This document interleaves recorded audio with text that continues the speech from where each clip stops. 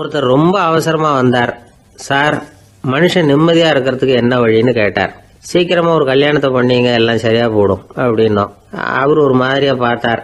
ஏற்கனவே எனக்கு கல்யாணம் ஆயிட்டுது சார், அதனால தானே நிம்மதியா இருக்கிறதுக்கு வழி கேட்கறேன் அப்படின்னார்.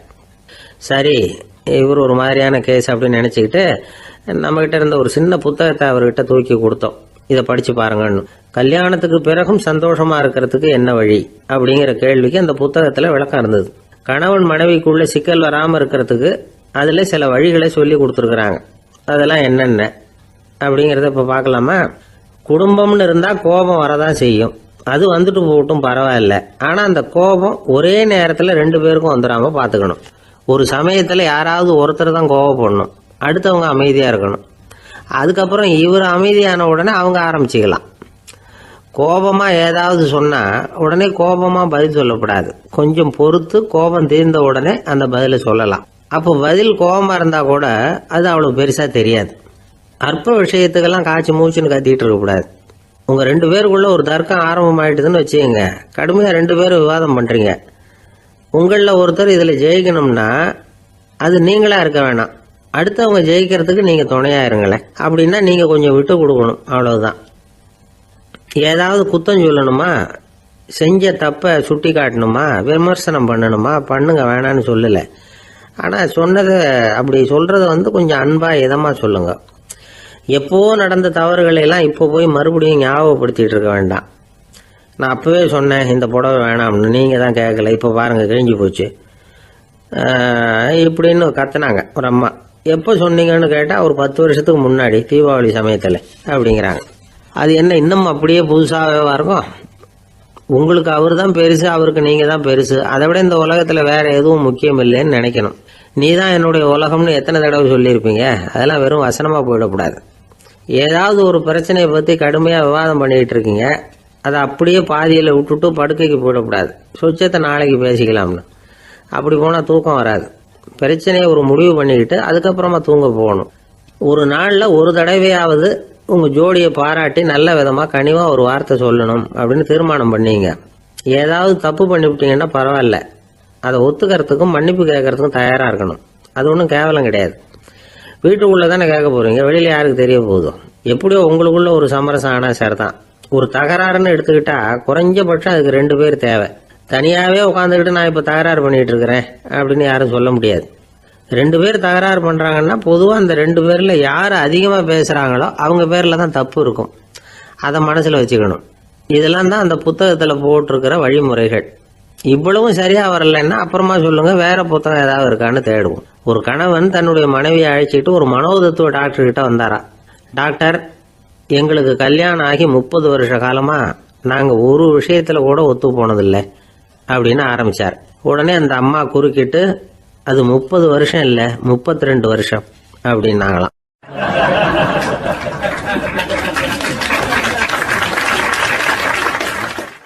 சில பேரை இப்படி சொல்றது உண்டு. அடுத்தவங்களை அனுசரிச்சு நடந்துக்க தெரியல, அவன் என்ன சார் மனுஷன் அப்படிம்பாங்க. சக மனிதர்களோட எப்படி பழகிறது அப்படின்னு தெரியாததுனாலேயே பல பேர் இன்னைக்கு சங்கடப்பட்டுக்கிட்டு இருக்கிறாங்க. வசதி வாய்ப்பெல்லாம் சரியா இருக்கும், ஆனா வாழ்க்கை சரியா இருக்காது. இன்னொருத்தர்கிட்ட எப்படி பேசுறது பழகிறதுங்கிறது தெரியாததுனாலதான் இந்த அவஸ்தை. சரி, இந்த அவஸ்தை இல்லாம வாழறது எப்படி? இதுக்கு அனுபவசாலிகள் சில வழிமுறைகளை சொல்றாங்க. அதெல்லாம் என்னென்னங்கிறத இப்ப தெரிஞ்சுக்குவோம். முதல்ல நம்ம நாக்கு நம்ம கண்ட்ரோல்ல இருக்கணும். வார்த்தைகளை கொட்டி விட்டு அதுக்கப்புறம் அள்ள முடியாம கிடந்து கஷ்டப்படக்கூடாது. எப்படி பேசுறோங்கிறதும் முக்கியம், பேசுறப்ப எப்படி முகத்தை வச்சிருக்கிறோங்கிறதும் முக்கியம்.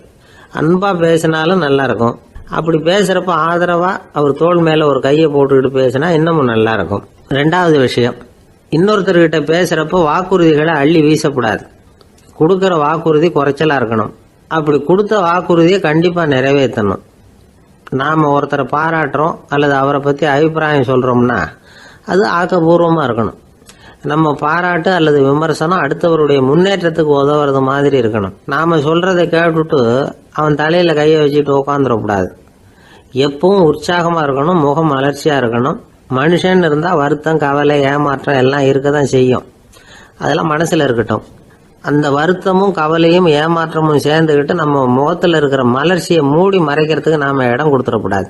எந்த விஷயத்தை பத்தி யாருக்கிட்ட பேசினாலும் வெளிப்படையா பேசணும், திறந்த மனசோட பேசணும்.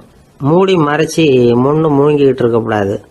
இன்னொருத்தர்கிட்ட பேசுறப்போ விவாதம் பண்ணுங்க, அது தப்பு இல்லை. ஆனா வாதாடிக்கிட்டு இருக்கக்கூடாது. அதாவது என்ன சொல்றாங்கன்னா, டிஸ்கஸ் பண்ணலாம், ஆர்கியூ பண்ணக்கூடாதான். நம்ம கிட்ட இருக்கிற நல்ல குணங்களை நாம எடுத்து சொல்லிட்டு இருக்கக்கூடாது. அந்த நல்ல குணங்களே நம்மளை பத்தி எடுத்து சொல்லணும். அது மாதிரி நடந்துக்கணும். அதே மாதிரி அடுத்தவங்க கிட்ட உள்ள கெட்ட குணங்களை பத்தி அவசியம் இல்லாம நாம பேச வேண்டியதில்லை. உங்களை பத்தி யாராவது தப்பா பேசுறாங்களா, அப்படி அவங்க பேசுறதுல உண்மை இல்லையா அப்படின்னா அதை நீங்க பொருட்படுத்த வேண்டியதில்லை, விட்டுடலாம். அது தானா போயிடும். ஒரு 4-5 பேரோட பேசிக்கிட்டு இருந்தீங்கன்னா எல்லாருக்கும் முக்கியத்துவம் கொடுங்க, யாரையும் அலட்சியப்படுத்தாதீங்க. தமாஷா பேசலாம், ஆனா உங்க தமாஷ் அடுத்தவங்களை கேலி பண்றதா இருக்கக்கூடாது. நமக்கு கிடைக்க வேண்டியது கிடைக்கலையே அப்படிங்கிற தவிப்பு நம்ம கிட்ட இருக்கக்கூடாது. அது தேவையில்லை. உங்க செயல்பாடுகள் தெளிவா இருக்கட்டும், பாராட்டு தானா உங்களை தேடிட்டு வரும். இன்னொரு மனுஷனுடைய மனசுல கௌரவமான ஒரு இடத்த பிடிக்கணும்னா நாம இந்த குணத்தை எல்லாம் நம்ம கிட்ட வளர்த்துக்கணும். இதெல்லாம் அனுபவசாலிகள் சொல்லி இருக்கிற குறிப்புகள். இந்த குறிப்புகளை சரியா புரிஞ்சுக்கணும், அது முக்கியம். தப்பா புரிஞ்சுக்கிட்டா என்ன ஆகும் தெரியுமா? இதை கேளுங்க.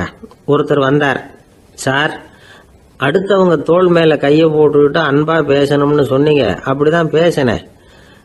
அவரு முதுக கூட தட்டி கொடுத்தேன், என் வேலை போயிட்டுது சார், வீட்டுக்கு அனுப்பிச்சுட்டாங்க அப்படின்னார். யாருக்கிட்ட அப்படி பேசுனீங்கன்னு கேட்டோம். என் முதலாளி கிட்ட சார் அப்படிங்கிறார் ரொம்ப சோகமா.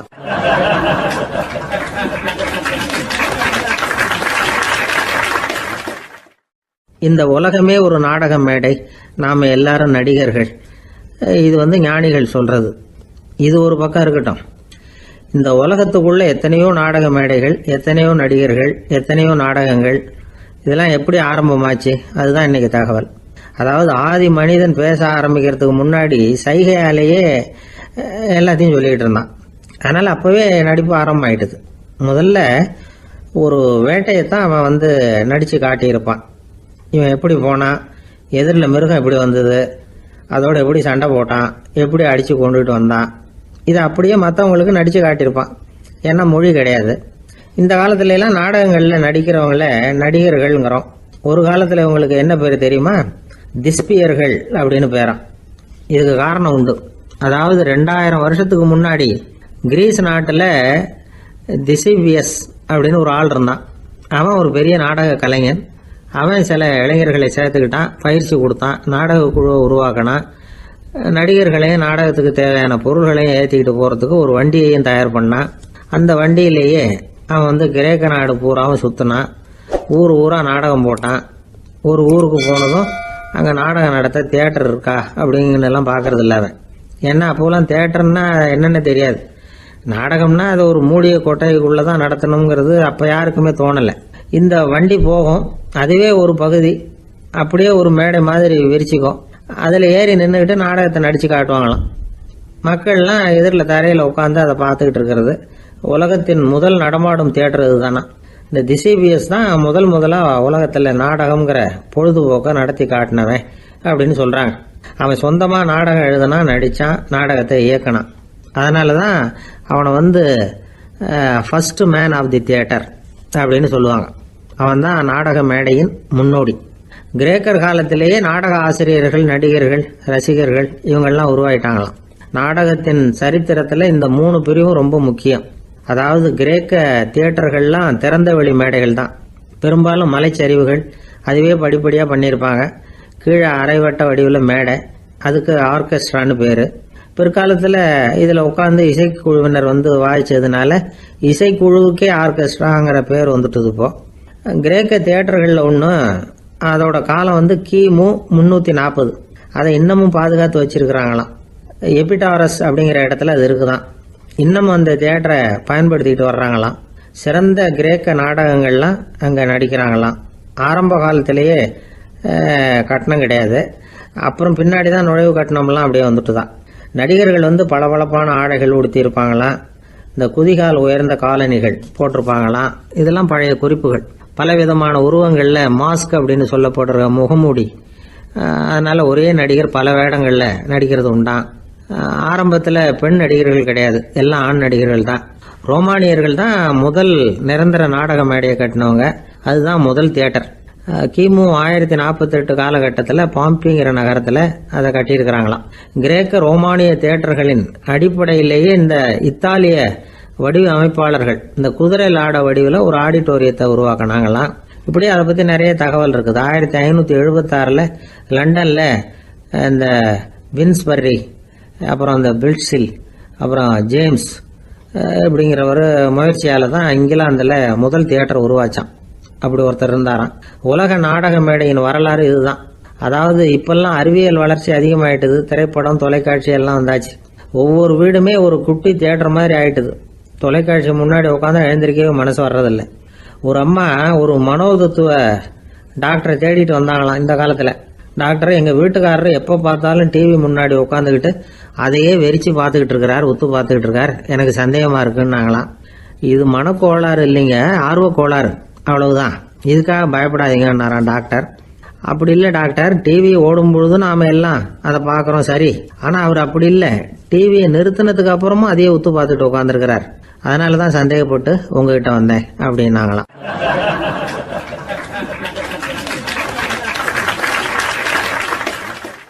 ஒரு சின்ன பையன் வந்தான். அவனை பார்த்து ஒரு கேள்வி கேட்டோம். ஏன்ப்பா உங்கள் வீட்டில் அம்மா புத்திசாலியா அப்பா புத்திசாலியா அப்படின்னு. அவன் அலட்சியமாக நம்மளை பார்த்து சிரிக்கிறான்.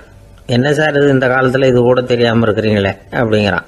ஒரு சின்ன பையன் நம்மளை பார்த்து இப்படி கேட்டு விட்டானே அப்படின்னு நினைக்கிறப்போ நமக்கு ஒரு மாதிரி ஆகிடும். அதுக்கப்புறம்தான் இந்த தாத்தா பாட்டிலாம் சொல்கிற ஒரு கதை ஞாபகத்துக்கு வந்தது. அது என்ன கதை தெரியுமா? ஒரு ஊரில் ஒரு அம்மாவும் பிள்ளையும் இருந்தாங்களாம். அந்த மகனுக்கு திடீர்னு தேசாந்திரம் போய் வரணும்னு ஆசை வந்துட்டுது. ஊராக போய் சுற்றி பார்க்கணுங்கிற ஆசை. அந்த அம்மாவுக்கு இது பிடிக்கல. மகனை பிரிஞ்சு இருக்கிறதுக்கு அவங்க மனசு இடம் கொடுக்கல. வேணாப்பான்னு சொல்லி பார்த்தாங்க, அவன் கேட்கல. திடீர்னு புறப்படவும் செஞ்சுட்டான். சரி, இனிமே அவனை தடுக்க முடியாதுன்னு முடிவு பண்ணிக்கிட்டாங்க அந்த அம்மா. இருந்தாலும் புத்திசாலித்தனமாக ஒரு யோசனை பண்ணாங்க. மகனை கிட்டத்தில் கூப்பிட்டாங்க. அவங்ககிட்ட சொன்னாங்க, இதை பாருப்பா, நீ தேசாந்திரம் போகிறதுன்னு தீர்மானம் பண்ணிவிட்ட, அதை நான் தடுக்கலை, போயிட்டு வந்துடும். ஆனால் போகிறதுக்கு முன்னாடி எனக்கு ஒரு வாக்குறுதி கொடுத்துட்டு போ அப்படின்னாங்க. போகிறப்போ ராத்திரியாக இருந்தாலும் பகலாக இருந்தாலும் சரி, புளிய மரத்து நிழலில் தான் தங்கணும்.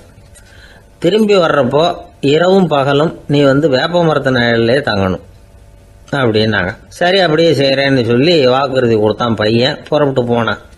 போகிற வழியில் புளிய மரத்து நிழல்லே தங்கினான், தூங்கினான். அப்படி போய்கிட்டே இருந்தான். 7வது நாள் அவன் உடம்பு சுகமில்லாமல் போயிட்டுது. ரொம்பவும் பலவீனமாயிட்டான். இனிமேல் நடக்க முடியாதுங்கிற நிலைமை வந்துட்டுது. யோசிச்சு பார்த்தான். சரி, இதுக்கு மேலே போக வேண்டாம் அப்படின்னு முடிவு பண்ணிட்டு திரும்பி வர ஆரம்பிச்சிட்டான். திரும்பி வர்றப்போ வழியில் வேப்ப மரத்து நிழல்லையே தங்கி வந்தான். நாளுக்கு நாள் உடம்பு சரியாக வந்துட்டுது. 7வது நாள் வீட்டுக்கு சேர்றான். உடம்பு பழையபடியே கலகலப்பாயிட்டுது. பூரண சுகம். தேசாந்திரம் போன பையன் திரும்பி வந்துட்டானே அப்படின்னு அந்த அம்மா ஆச்சரியப்படலை. ஏன்னா அவங்களுக்கு தெரியும் இப்படி ஆகும்னு. பையன் சீக்கிரமாக திரும்பி வரணுங்கிறதுக்காக தான் அவங்க அந்த யோசனையை சொன்னாங்க. என்ன விஷயங்கிறதையும் அவங்களே சொன்னாங்க. மகனே, புளிய மரத்து நிழல் உடம்புக்கு உஷ்ணத்தை கொடுக்கும், சீக்க உண்டாக்கும். அதனால் நீ தொடர்ந்து புளிய மரத்து நிழலில் தங்கினாவே நோய்க்கு ஆளாயிட்ட. அதனால் நல்ல பயணத்தை முடிச்சுக்கிட்டு திரும்பி வரணுங்கிற முடிவுக்கு வந்துட்ட.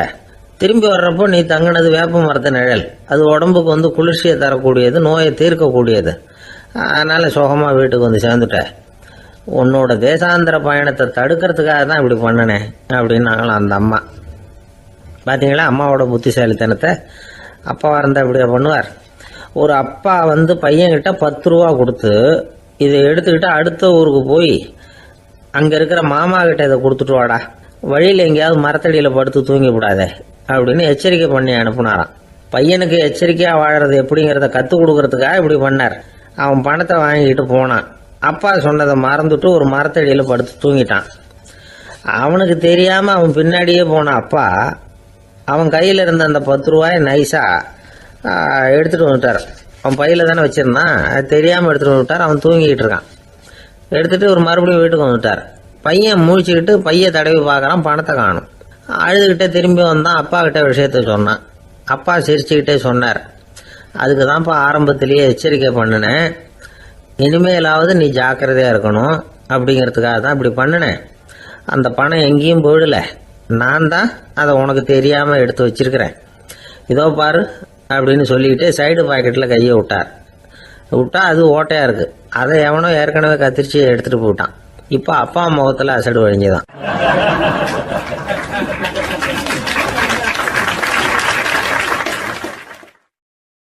ஒரு அரசனும் அமைச்சரும் ஒரு நாள் ரொம்ப சாவகாசமாக பேசிக்கிட்டு இருந்தாங்களாம். அரசன் அமைச்சரை பார்த்து ஒரு கேள்வி கேட்டிருக்கார். ஏங்க அமைச்சரே, ஆசை இல்லாத ஒரு மனுஷனால இருக்க முடியுமா அப்படின்னு. ஏன் முடியாது, துறவி அப்படிங்கிறவங்கெல்லாம் அப்படிப்பட்டவங்க தானே அப்படின்னாராம் அமைச்சர். அவங்கெல்லாம் உண்மையிலேயே ஆசையை விட்டவங்க தானா அப்படின்னு கேட்டாராம் ராஜா. அப்படிதான் இருக்கணும் அப்படின்னாராம் அமைச்சர்.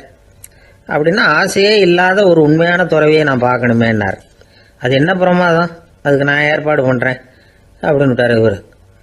சொல்லிவிட்டு உடனே புறப்பட்டு போனார். அங்கே எங்கே தேடினார். அப்புறம் தான் அவருக்கு புரிஞ்சுது உண்மை துறவியை கண்டுபிடிக்கிறது எவ்வளவு கஷ்டமான காரியம்னு. இருந்தாலும் ராஜா கிட்ட சொல்லியாச்சே உண்மை துறவியை காட்டுறேன்னு. இப்போ என்ன பண்ணுறது, ராஜா கிட்ட சொன்னபடி நடக்கலைன்னா அவருக்கு கோபம் வந்துடும். அமைச்சர் ஒரு யோசனை பண்ணார். அவருக்கு ஒரு வழி தெரிஞ்சுது. அதுதான் சரின்னு முடிவு பண்ணார். அதாவது அந்த ஊரில் அவருக்கு தெரிஞ்ச நாடக நடிகர் ஒருத்தர் இருக்கிறார், நல்லா நடிப்பார். அவரை போய் பார்த்தார். இதை பாருப்பா, எனக்காக நீ ஒரு காரியம் செய்யணும்னார். என்னன்னு கேட்டார் அவர். நீ ஒரு துறவி மாதிரி கொஞ்ச நேரத்துக்கு நடிக்கணும். ராஜா உன்னை பார்த்துட்டு போகிற வரைக்கும் நடி, அது போதும். அதுக்காக உனக்கு 10,000 ரூபா தரேன் அப்படின்னார். அவர் எந்த காலத்தில் இவ்வளவு பணத்தை மொத்தமாக பார்த்துருக்கார். அதனால் உடனே சரின்னு ஒத்துக்கிட்டார். அமைச்சர் அரண்மனைக்கு திரும்பி வந்தார். என்ன அமைச்சரே, இன்னுமா ஒரு உண்மையான துறவி கிடைக்கலன்னார். உண்மையான துறவி ஒருத்தரை இப்போ தான் கொஞ்ச நேரத்துக்கு முன்னாடி பார்த்து பேசிவிட்டு வர்றேன். அவர் நம்ம ஊருக்கு வெளியில் குளத்தங்கரையில் உள்ள ஒரு ஆலமரத்துக்கு அடியில் உட்காந்துருக்கிறார் அப்படின்னார் இவர். அப்படின்னா உடனே புறப்படுங்க அப்படின்னார் ராஜா. பரிவாரங்களோடு புறப்பட்டார். அங்கே அந்த மரத்தடியில் அந்த ஆள் வேஷம் போட்டுக்கிட்டு துறவி மாதிரி உட்காந்துருக்கிறான். ராஜா நேராக போனார். அந்த துறவி காலில் பொத்துன்னு விழுந்து வணங்கினார். உடனே ராணியும் அவர் காலில் விழுந்தாங்க. அடுத்தபடியாக அமைச்சர் விழுந்தார். அவருக்கு தெரியும் இது நம்ம ஆள் தான்னு. இருந்தாலும் என்ன பண்ணுறது, நேரம். அப்புறம் பரிவாரங்கள்லாம் துறவி காலில் விழுந்து ஆசீர்வாதம் வாங்கிட்டாங்க. ராஜா அப்புறமா தங்கத்தட்டில் பொண்ணையும் பொருளையும் வச்சு அந்த துறவிகிட்ட ரொம்ப பணிவாக நீட்டுறார். தாங்கள் தயவு பண்ணி இதை ஏற்றுக்கணும் அப்படின்னு வேண்டிக்கிட்டார். அந்த துறவி பற்று இல்லாமல் அதை பார்த்தார். எல்லாத்தையும் திறந்துட்ட எனக்கு இதெல்லாம் எதுக்காக அப்படின்னு சொல்லி அதை மறுத்துட்டாராம். ஆஹா, உண்மையான துறவியை பார்த்துட்டோம் அப்படிங்கிற ஆனந்தம் அரசருக்கு. ரொம்ப நிம்மதியாக திருப்தியாக திரும்பி வந்தார் அரண்மனைக்கு. அதுக்கப்புறம் அமைச்சர் யாருக்கும் தெரியாமல் அந்த துறவிகிட்ட ஓடினார். சொன்ன பிரகாரம் பணத்தை நீட்டினார். இந்தப்பா, நான் உங்ககிட்ட சொன்னபடி 10,000 ரூபா பணம் எடுத்துக்கோ அப்படின்னார். அந்த ஆள் ராஜா கிட்ட சொன்னது மாதிரியே எல்லாத்தையும் திறந்துட்ட எனக்கு இதெல்லாம் எதுக்காக வேணாம் அப்படின்னு விட்டாரான். நடித்த வரைக்கும் போதும்ப்பா, இனிமேல் இந்த நாடக வசனம்லாம் வேணாம், வேஷத்தை கலைச்சிரு, பணத்தை வாங்கிக்கோன்னார். இல்லைங்க, இது வேஷம் இல்லை, இது வசனமும் இல்லை, இது உண்மை. கொஞ்ச நேரம் துறவி மாதிரி நடித்ததுக்கே இந்த தேசத்து ராஜா, ராணி, அமைச்சர், பரிவாரங்கள் எல்லாம் என் காலில் விழுந்து வணங்குறாங்க. அப்படின்னா உண்மையான துறவியாக இருக்கிறது எவ்வளவு பெருமையான விஷயம். நான் உண்மையான துறவியாக ஆக போகிறேன், அப்படி முடிவும் பண்ணிட்டேன் அப்படின்னார் அந்த நடிகர். வேஷம் கூட எப்படிப்பட்ட விளைவுகளை உண்டு பண்ணுது பார்த்தீங்களா. நம்மால் ஒருத்தன் ரொம்ப வசதியாக தான் இருந்தான். ஒரு நாள் அவன் சொத்து பூரா திருட்டு போயிட்டுது. அதுக்கப்புறம் இவன் துறவி மாதிரி ஆயிட்டான். ஊர் ஊராக சுற்றினான். ஒரு குருநாதரை தேடி கண்டுபிடிச்சான். அவர்கிட்ட சீடனாக சேர்ந்துக்கிட்டான். அவனை பார்த்து ஒருத்தர் கேட்டார், நீ உண்மையான சீடன் தானான்னு. இல்லைங்க, சீடன் மாதிரி நடிச்சுக்கிட்டு இருக்கிறேன் அப்படின்னா. அது குரு துரோகம் இல்லையா அப்படின்னு கேட்டார் அவர். இல்லைங்க, நான் பண்ணது குரு துரோகம் இல்லை, என் குரு பண்ணது தான் துரோகம். என்னுடைய பணத்தை கொள்ளையடிச்சது இவர் தான். அதை எங்கே வச்சிருக்காருன்னு கண்டுபிடிக்கிறதுக்காக தான் இவர்கிட்ட சீடனாக சேர்ந்துருக்கிறேன் அப்படின்னானா.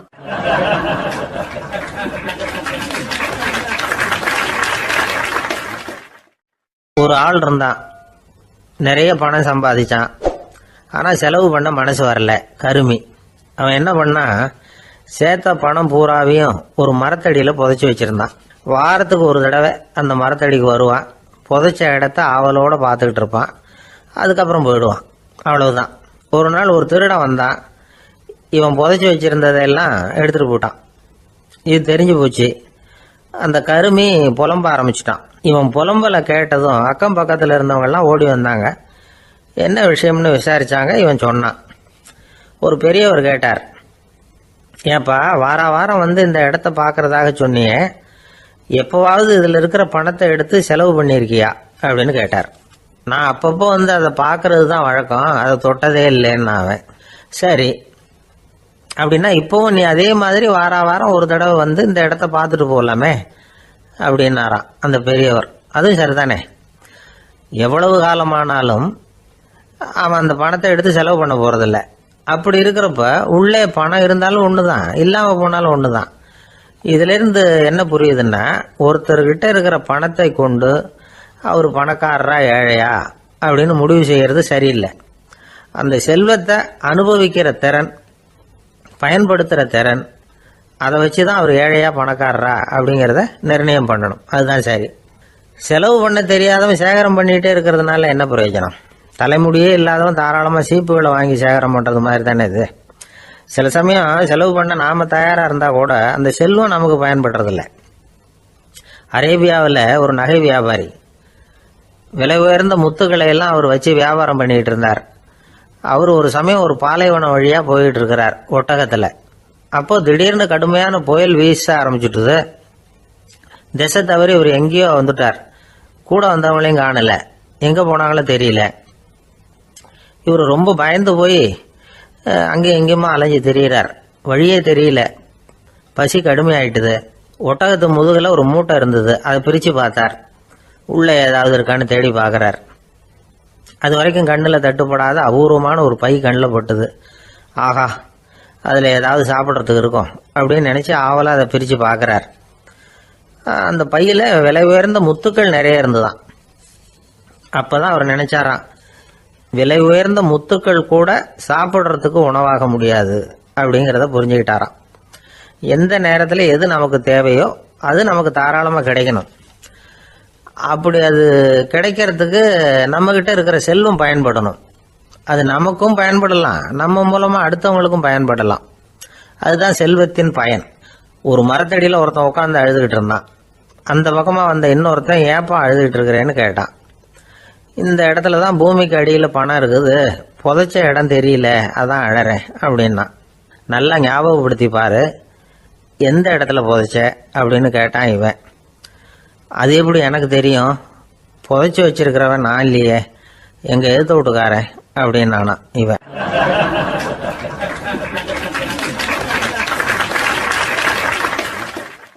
அந்த ஆள் என்னை கண்ணா பண்ணான்னு திட்டி விட்டான் சார், அதை நினைச்சா எனக்கு ரொம்ப வருத்தமா இருக்கு அப்படின்னு சொல்லி கவலைப்பட்டார் ஒருத்தர். இதுல கவலைப்படுறதுக்கு என்ன இருக்குது அப்படின்னாரு ஒரு பெரியவர். அவர் ஒரு மகான். என்ன சார் இப்படி சொல்றீங்க, ஒருத்தர் நம்ம பார்த்து திட்டுனா வருத்தமா இருக்காதா அப்படின்னார். அது எப்படி வருத்தமா இருக்கும், திட்டுறதுங்கிறது என்ன, அது வெறும் சத்தம் தானே அப்படின்னார் அந்த பெரியவர்.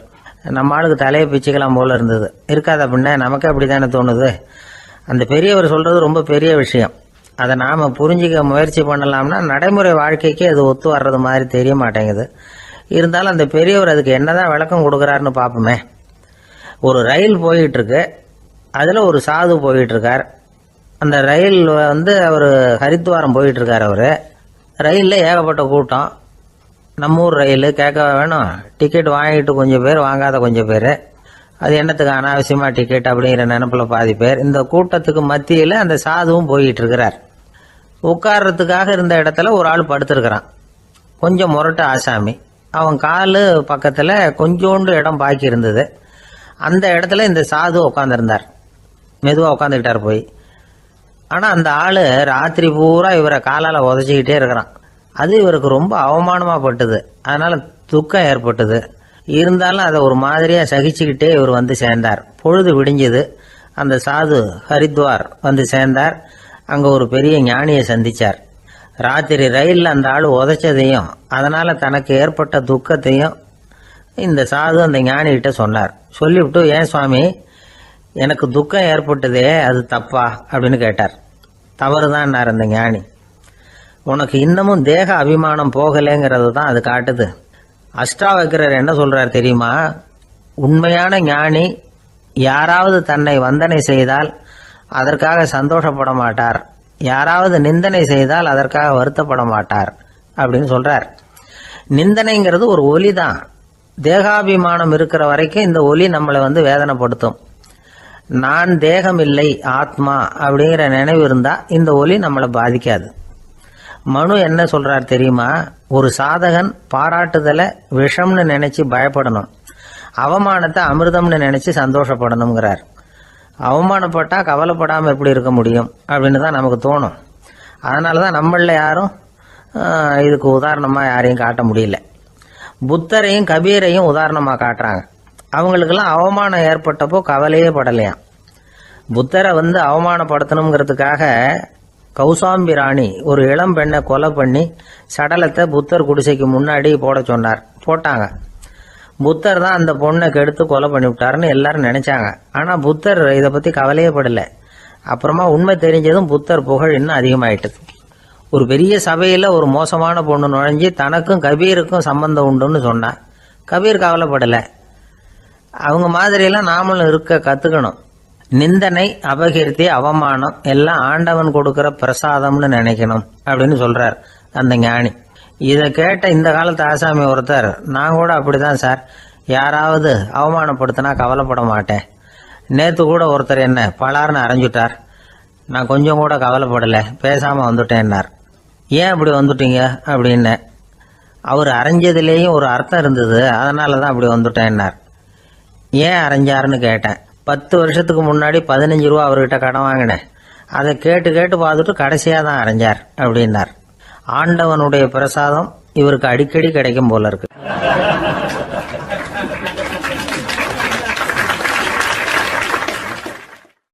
ஒரு பல்கலைக்கழகம், அங்க ஒரு இலக்கிய பேராசிரியர், அவர் பாடம் நடத்திட்டு இருந்தார். ராபர்ட் பிரவுனிங் எழுதிய கவிதைகளை பத்தி சொல்லிட்டு இருக்கிறார். மாணவர்களும் ரொம்ப அக்கறையா அதை கேட்டுக்கிட்டு இருக்கிறாங்க. ஒரு குறிப்பிட்ட கவிதையை பத்தி சொல்லும் பொழுது அந்த பேராசிரியருக்கே ஒரு சந்தேகம். அதாவது அந்த கவிதையின் சரியான அர்த்தம் என்னங்கிறதுல சந்தேகம். பேராசிரியர் யோசனை பண்ணார். அந்த கவிதையை முழுசா புரிஞ்சுக்க முடியல. அதனால மாணவர்களை பார்த்து சொன்னார், மாணவர்களே, ஒரு நாள் பொறுத்துங்க, இந்த கவிதையை எழுதின கவிஞர் எங்க வீட்டுக்கு பக்கத்துல தான் இருக்கிறாரு. இன்னைக்கு சாயந்தரம் நான் அவரை நேரிலேயே போய் பார்க்கறேன், பார்த்து இதுக்கு என்னங்க அர்த்தம்னு கேட்டுட்டு வந்துடுறேன், அதுக்கப்புறம் உங்ககிட்ட சொல்றேன் அப்படின்னாராம். அன்னைக்கு சாயந்தரமே அந்த பேராசிரியர் கவிஞரை தேடிட்டு போயிட்டார். கவிஞர் அவங்க வீட்டுல அவர் பாட்டு உட்காந்துருந்தாராம். இவர் போய் அவர் முன்னாடி உட்கார்ந்தார். அப்புறம் கேட்டார், ஐயா, அந்த கவிதையின் முழு பொருள் என்னன்னு தெரிஞ்சுட்டு போறதுக்காக வந்திருக்கிறேன் அப்படின்னாராம். எந்த கவிதை அப்படின்னாராம் அவரு. இவர் அந்த கவிதையை சொல்லியிருக்கார். கவிஞர் கொஞ்சம் யோசனை பண்ணிவிட்டு அப்புறம் சொன்னாராம், பேராசிரியரே, நீங்க கொஞ்சம் தாமதமா வந்துட்டீங்கன்னாராம். இவருக்கு ஒன்றும் புரியல. நீங்க என்ன சொல்றீங்க? நான் தாமதமா வந்துட்டேன்னா? நீங்க தான் உயிரோடு இருக்கிறீங்களே, அப்படி இருக்கும்பொழுது நான் தாமதமா வந்துட்டேன்னா அது எப்படி அப்படின்னு இவர் குழம்பி இருக்கிறார். இப்ப கவிஞர் சொன்னாராம், ஐயா, நான் உயிரோட இருக்கிறேனா இல்லையாங்கிறது முக்கியம் இல்லை. நான் அந்த கவிதை வரிகளை எழுதினப்போ 2 பேருக்கு அதோட அர்த்தம் தெரிஞ்சிருந்தது. இப்போ ஒரே ஒருத்தருக்கு தான் அதோட அர்த்தம் தெரியும் அப்படின்னாராம். பேராசிரியர் யோசனை பண்ணியிருக்கார். அப்படின்னா அந்த ஒருத்தர் கவிஞர் ராபர்ட் பிரவுனிங்கை தவிர வேற யாரா இருக்க முடியும்? இவர் தான் அப்படிங்கிறத அவர் மனசுல நினைச்சுக்கிட்டார். அதனால சொன்னார், ஐயா, நான் தாமதமா வரல, அந்த கவிதையின் பொருள் என்ன அது சொல்லுங்கன்னார். பேராசிரியரே, நான் சொல்றது உங்களுக்கு புரியலன்னு நினைக்கிறேன். நான் இந்த வரிகளை எழுதினப்போ 2 பேருக்கு அதோட அர்த்தம் தெரிஞ்சிருந்தது. அந்த 2 பேர் யாருன்னா, ஒருத்தர் ராபர்ட் பிரவுனிங், அதாவது நான், இன்னொருத்தர் கடவுள். இப்போ அது கடவுளுக்கு மட்டும்தான் தெரியும். நானே இதை பத்தி பல தடவை யோசனை பண்ணி பார்த்தேன். இது ரொம்ப அழகானது, ஆனாலும் ரொம்ப வழுக்கலானது. அதை பிடிச்சிட்டோம்னு நினைச்சிட்டு இருக்கும் பொழுதே காத்து மாதிரி அது உங்ககிட்ட இருந்து ஓடி போயிடுது. எனக்கு ரொம்பவும் வருத்தமா தான் இருக்குது. நிச்சயமா நான் தான் இந்த வரிகளை எழுதியிருக்கிறேன், அதுல அர்த்தம் இருக்குங்கிறது எனக்கு தெரியும், அதை நான் உணர்றேன். ஆனா நீங்க என்ன மன்னிக்கணும், எனக்கே கூட அதை என்னால விளக்க முடியல. அப்படி இருக்கும் பொழுது உங்களுக்கு எப்படி அதை நான் விளக்க முடியும் அப்படின்னு அந்த கவிஞர். அனுபவிக்கப்படக்கூடிய எல்லாமே விளக்கப்படக்கூடிய ஒன்றல்ல, விளக்கப்படும் எல்லாமே அனுபவிக்கப்படக்கூடிய ஒன்றல்ல அப்படிங்கிறது ஞானிகளுடைய கருத்து. அதுக்காக தான் அந்த சம்பவம்.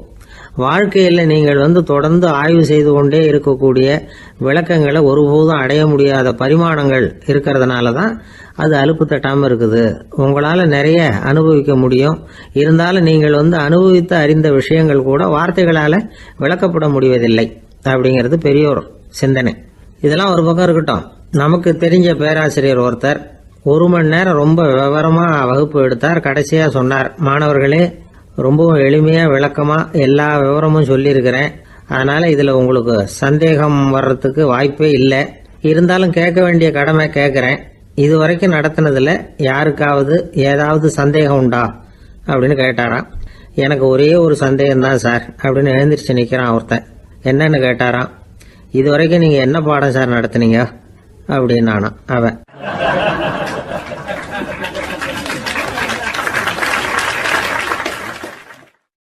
அம்மாக்காரங்களுக்கு அடிக்கடி ஏற்படுற கவலை ஒன்று உண்டு. அதாவது குழந்தை சரியாக சாப்பிட மாட்டேங்குதே அப்படிங்கிற கவலை. இவங்கெல்லாம் ஒரு விஷயத்த நல்லா புரிஞ்சுக்கணும். குழந்தைகள்ங்கிறவங்க பெரியவங்க மாதிரி இல்லை.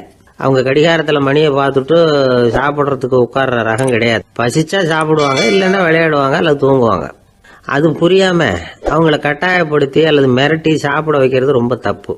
ஒரு 8 மாத குழந்தைக்கு 3 மணி நேரத்துக்கு ஒரு தடவை பசிக்கும். அந்த நேரம் பார்த்து சாப்பாடு கொடுத்தா அடம் பண்ணாமல் அது பாட்டுக்கு சாப்பிட்றோம். அதே குழந்தைக்கு 1 வயசு ஆகிறப்போ 4 மணி நேரத்துக்கு ஒரு தடவை பசிக்கும். இந்த வயசுல இயற்கையாகவே பசி குறைஞ்சிருக்கும். அது புரியாமல் என் குழந்தை முன்னாடி மாதிரி இப்போ சரியாக சாப்பிட மாட்டேங்கிறான் அப்படின்னு சில பேர் டாக்டர்கிட்ட போய் சொல்லிக்கிட்டு இருப்பாங்க. இன்னொரு விஷயம், ஒரு குழந்தைக்கு வயசு அதிகமாகிற வேகத்துக்கு உடம்பு எடையும் அதிகமாகிக்கிட்டே போகாது. உடம்பு எடை அதிகமாகிற வேகம் குறைஞ்சிக்கிட்டே வரும். 6 மாத குழந்தைக்கு ஒரு வாரத்தில் 150 கிராம் எடை கூடும். ஒரு வயசுல வாரத்துக்கு 71 கிராம் எடை கூடும். இது புரியாமல் அதிகமாக சாப்பாட்டை கொடுத்து குழந்தைய கஷ்டப்படுத்தக்கூடாது. ஏன்னா அளவுக்கு மீறின உணவு அஜீரணத்தை உண்டு பண்ணிவிடும். குழந்தைக்கு ஒரு தட்டில் கொஞ்சமாக ஆகாரத்தை வச்சு கொண்டுகிட்டு போய் கொடுக்கணும். மலை மாதிரி குவிச்சு வச்சா அதை பார்த்ததுமே பசி அடங்கி போயிடும். அடித்து மிரட்டி பயமுறுத்தி குழந்தைய சாப்பிட வைக்கிற பழக்கம் இருக்கு பாருங்க. அதுக்கு ஃபுட் ஃபோர்ஸிங் அப்படின்னு பேர். இப்படி பண்ணினா குழந்தைக்கு சாப்பாட்டில் விருப்பம் குறைஞ்சிரும். அதை கண்டாவே வெறுக்க ஆரம்பிச்சிடும். அது மாதிரி உளம் சார்ந்த பசி குறைவு, சைக்கோஜெனிக் அனோரெக்சியா, அது ஏற்படுமா. சாப்பாடுங்கிறதே ஒரு தண்டனை மாதிரி தோணும். குழந்தைகளுக்கு பிடிச்ச மாதிரியான ஆகாரத்தை கொடுக்கணும். சத்து அதிகம் இருக்குங்கிறதுக்காக அதுக்கு பிடிக்காத ஆகாரத்தை கொடுத்து கட்டாயப்படுத்தக்கூடாது. குழந்தைகளுக்கு 2 வயசு ஆகிறப்போ இயற்கையாகவே எதிர்மறை குணம் உண்டாகும். அதாவது அந்த எதிர்மறையாக பேசுறது. இது மாதிரி சமயங்களில் நாம் என்ன சொல்கிறோமோ அதுக்கு நேர்மாறாக நடந்துக்கும். ஏட்டிக்கு போட்டி.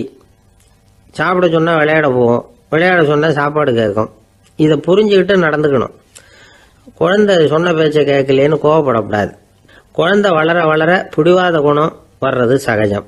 கேட்டதை வாங்கி கொடுத்தாதான் சாப்பிடுவேன் அப்படின்னு பிடிவாதம் பண்ணும். வாங்கி கொடுத்து விடுறது தான் உத்தமம்.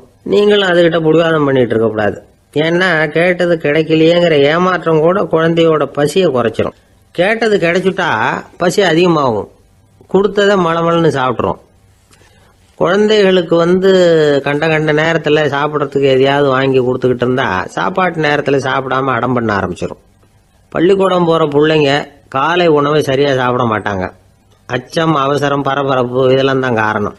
பள்ளிக்கு புறப்படுறதுக்கு ஒரு 3/4 மணி நேரத்துக்கு முன்னாடியே சாப்பாடு போட்டுருங்க, அது சரியாக போடும். படிக்கிற குழந்தைகள் உடல் சோர்வு, மனச்சோர்வு இது காரணமாக கூட சாப்பிட மறுக்கிறது உண்டு. இப்போ உதாரணமாக சாயந்தரம் விளையாடி விட்டு வீட்டுக்கு வந்ததும் சாப்பிட சொன்னால் வேணாம்பாங்க. இது உடல் சோர்வு. ரொம்ப நேரம் வீட்டு பாடங்களை செஞ்சு முடித்த கையோடு சாப்பிட சொன்னாலும் அவங்களால சரியாக சாப்பிட முடியாது. இது உளச்சோர்வு, அதாவது மனச்சோர்வு. இதை தவிர குழந்தைகளுக்கு உடல் நலக்குறைவு ஏற்பட்டால் கூட சாப்பிட மறுக்கிறது உண்டு. சில மருந்து மாத்திரைகள் கூட பசியை குறைச்சிரும். அதனால் சரியாக தெரிஞ்சுக்கிட்டு குழந்தைகளை சாப்பிட வைக்கணும். அது புரியாமல் கையில் சாப்பாட்டு தட்டை வச்சுக்கிட்டு குழந்தைகளை விரட்டிக்கிட்டு அலையக்கூடாது. ஒரு சின்ன பையன் சொன்னான், எங்கள் அம்மா சாப்பாடு போடுறது தெரிஞ்சா நான் உடனே வீட்டை விட்டு வெளியில் ஓடி போடுவேன் அப்படின்னா. ஏன் அப்படி பண்ணுறேன்னு கேட்டோம். எங்கள் அப்பா கூட அது மாதிரி தான் சார் பண்ணுவார் அப்படிங்கிறான்.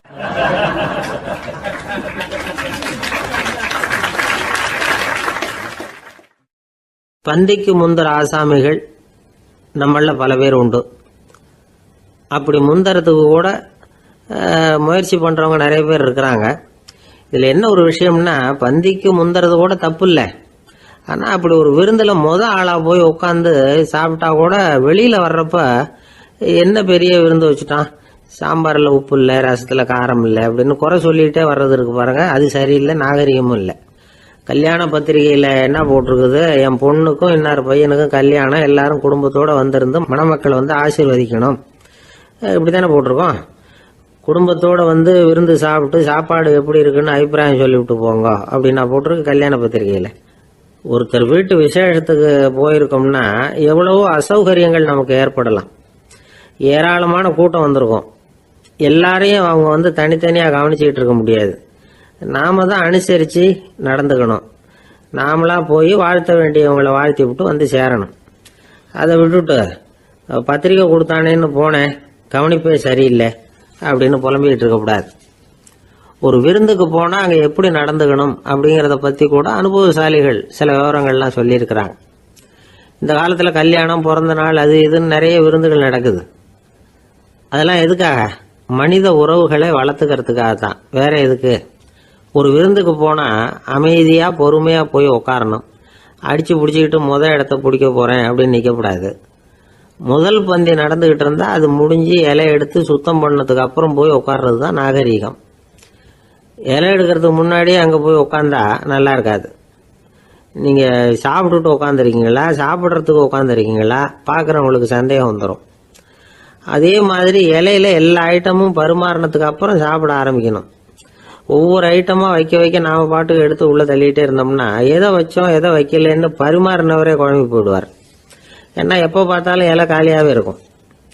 சாப்பிட்றப்போ உங்கள் சாப்பாட்டையே நீங்கள் கவனிக்கணும். அடுத்தவங்க இலையில என்ன இருக்குது, பக்கத்தில் இருக்கிறவர் எதை அதிகமாக சாப்பிட்றார், இதெல்லாம் நமக்கு என்னத்துக்கு? எல்லாரும் சாப்பிட்டு முடிக்கிற வரைக்கும் பொறுமையாக இருக்கிறது தான் நல்லது.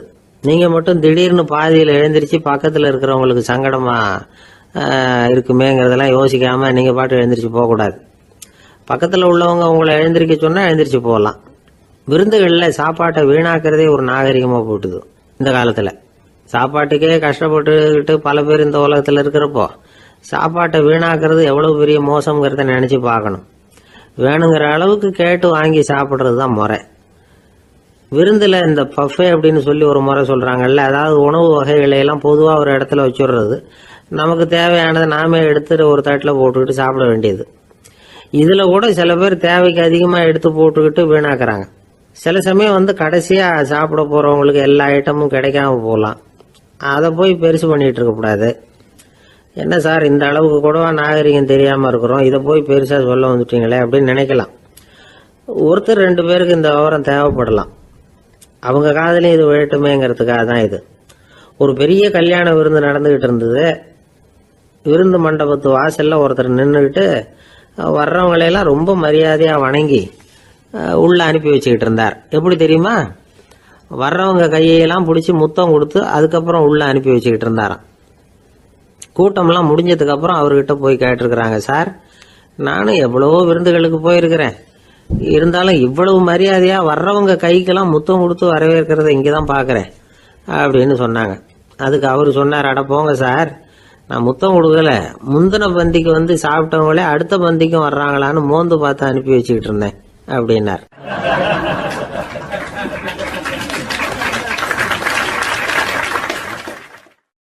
ஒரு ஊரில் ஒரு ராஜா இருந்தார்.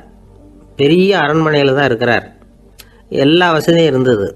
இருந்தாலும் அவர் எல்லாரும் சொல்கிறது எப்படி தெரியுமா? பிச்சைக்கார ராஜா. அப்படி ஒரு பேர் அவருக்கு நிலைச்சி போச்சு. ஜனங்களும் சரி மற்ற தேசங்களில் உள்ளவங்களும் சரி அவர் அந்த பேர் சொல்லியே குறிப்பிடுறது வழக்கமாக போட்டுது. இது அவருக்கு ரொம்ப கவலையாக போச்சு. என்ன இது, நம்மளை தேடி வர்றவங்களுக்கெல்லாம் நாம் சோறு போடுறோம், நம்ம புகழ்ந்து பாடல் ஏற்றி கொண்டு வர்ற புலவர்களுக்கெல்லாம் அவங்க எப்படி வந்தாலும் ஒருவேளை சோறு போடணுங்கிறது உத்தரவு.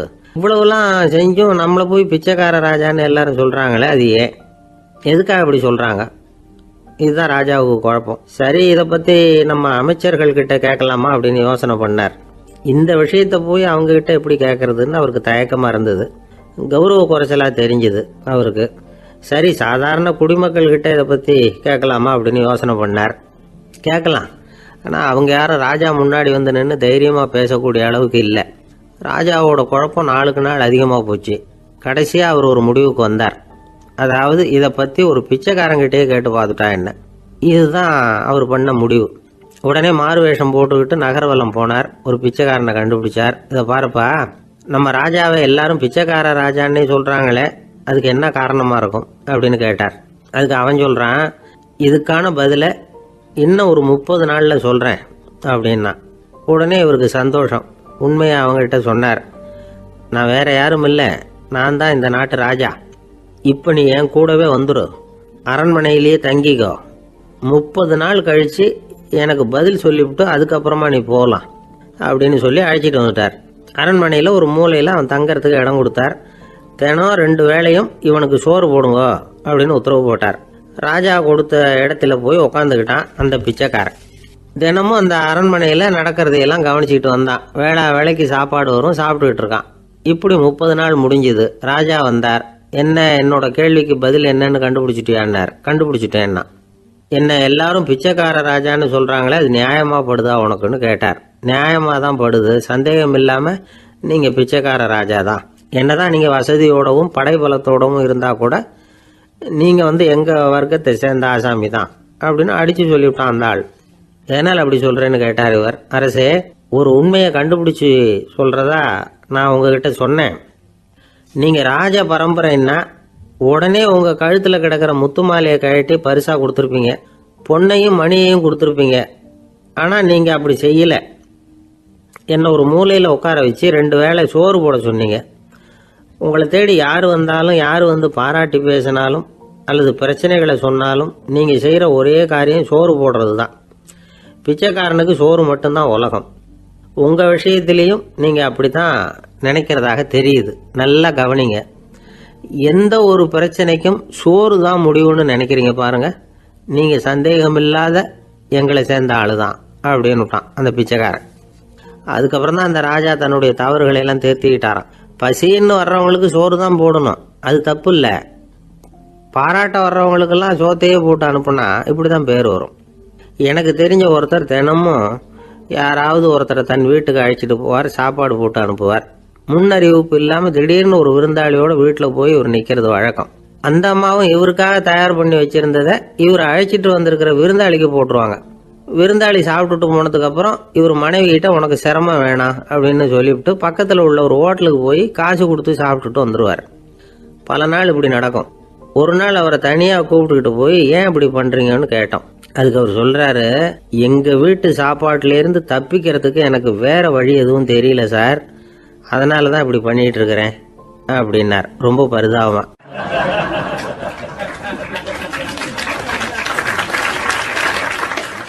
ஒருத்தன் எப்படி நடந்துக்கிறாங்கிறத வச்சு தான் அந்த ஆள் எப்படிங்கிறத நாம் முடிவு பண்ணுறோம். ஆளுமைன்னு சொல்கிறோம்ல, அதுக்கு சூழ்நிலைகளை ஆளுகின்ற தன்மை அப்படின்னு விளக்கம் கொடுக்குறார் ஒரு உளவியல் நிபுணர். சரி, ஒரு மனிதனுடைய ஆளுமையை உருவாக்குகிற விஷயங்கள் என்னென்ன? பிறப்பு, வளர்க்கப்பட்ட விதம், படிப்பு, நண்பர்கள், சமுதாயம், இப்படி நிறைய உண்டு. ஆளுமையின் அடிப்படையில் சில மனநோய்கள் உண்டாகுது. அதெல்லாம் என்னென்னங்கிறத தெரிஞ்சு வச்சுக்கிட்டோம்னா நம்ம கூட இருக்கிறவங்கள அடையாளம் கண்டுபிடிக்கிறதுக்கு அது ரொம்ப உபயோகமாக இருக்கும். ஃப்ரெனாய்டு ஆளுமை அப்படின்னு ஒன்று. இந்த கோளாறு உள்ளவங்க எப்படி இருப்பாங்க தெரியுமா? அதிக உணர்ச்சி, சந்தேகம், பொறாமை இதெல்லாம் அதிகமாக இருக்கும். வளைஞ்சு கொடுக்க மாட்டாங்க. அடுத்தவங்களோட இணக்கமான உறவு இருக்காது. அவங்க செய்கிற தப்புக்கெல்லாம் அடுத்தவங்களை குறை சொல்லிகிட்டு இருப்பாங்க. இது ஒரு ரகம். அடுத்தது ஸ்கிசாய்டு ஆளுமை அப்படின்னு சொல்கிறாங்க. இந்த கோளாறு உள்ளவங்க அடுத்தவங்களோட பழக கூச்சப்படுவாங்க. சின்ன வயசுலேயே இது ஆரம்பமாயிடுது. பகல் கனவுலேயே சஞ்சரிப்பாங்க. அவங்களுடைய விரோதம், கோபம் இதை கூட வெளியில் காட்டிக்க முடியாமல் இருப்பாங்க. இவங்களுக்கு அகமுகம், பிரச்சனைகள்லேருந்து ஒதுங்கி எதுலேயும் ஈடுபாடு இல்லாதவங்களாக இருப்பாங்க. இப்படி ஒரு ரகம். அடுத்தது சைக்ளோதமிக் ஆளுமை அப்படின்னு சொல்கிறாங்க. அது என்னென்னா, உணர்ச்சிகளில் ஏற்றத்தாழ்வு அதிகமாக இருக்குமா. சில சமயம் பார்த்தா மகிழ்ச்சியாக இருப்பாங்க, சில சமயம் சோகமாக உட்காந்துருப்பாங்க. அவங்க மனநிலைக்கு தகுந்த மாதிரி சமூக நிகழ்ச்சிகளில் பங்கெடுத்துக்குவாங்க. இன்னொரு வகை என்னென்னா எண்ணப்பீடிகை ஆளுமை அப்படின்னு பேர் வச்சிருக்கிறாங்க. அதுக்கு இவங்களுக்கெல்லாம் கரெக்டாக இருக்கணும், எல்லாம் சட்டத்திட்டம், இதுலேயும் ஒரு ஒழுங்குமுறை, இப்படி எதிர்பார்க்குற மனோபாவம். இவங்க எதிர்பார்ப்புக்கும் வரன்முறைக்கும் மற்றவங்க கட்டுப்படணும்னு நினைப்பாங்க. இந்த நிலைமை நீடிச்சா என்ன ஆகும் தெரியுமா? அலைக்கழிக்கிற எண்ணங்கள் திரும்ப திரும்ப ஒரே செயலை செய்ய தூண்டுற மன தளர்ச்சிக்கு ஆளாயிடுறாங்க. அடுத்தது ஹிஸ்டீரியா ஆளுமை. சின்ன விஷயத்தையெல்லாம் பெருசுபடுத்தி நாடகமாக்குற நடிகர்கள் இவங்க. உணர்ச்சி அதிகம் உள்ளவங்க. இவங்க மன எழுச்சியில் பக்குவமின்மை, குழந்தைத்தனம், முதிர்ச்சியின்மை எல்லாம் இருக்கும். தன்னலம் மிக்க குணம். பிறர் தன்னை மட்டுமே கவனிக்கணும்னு நினச்சி செயல்படுறது, இதெல்லாம் இவங்க அடையாளம். அடுத்த ரகம் எப்படின்னா வளர்ச்சியற்ற ஆளுமைன்னு சொல்கிறாங்க. அடுத்தவங்களோட இணங்கி போக முடியாதவங்க, அறிவு, மன எழுச்சி, சமூக உறவு இதில் எல்லாம் போதுமான வளர்ச்சியையும் நிறைவையும் பெற முடியாதவங்க.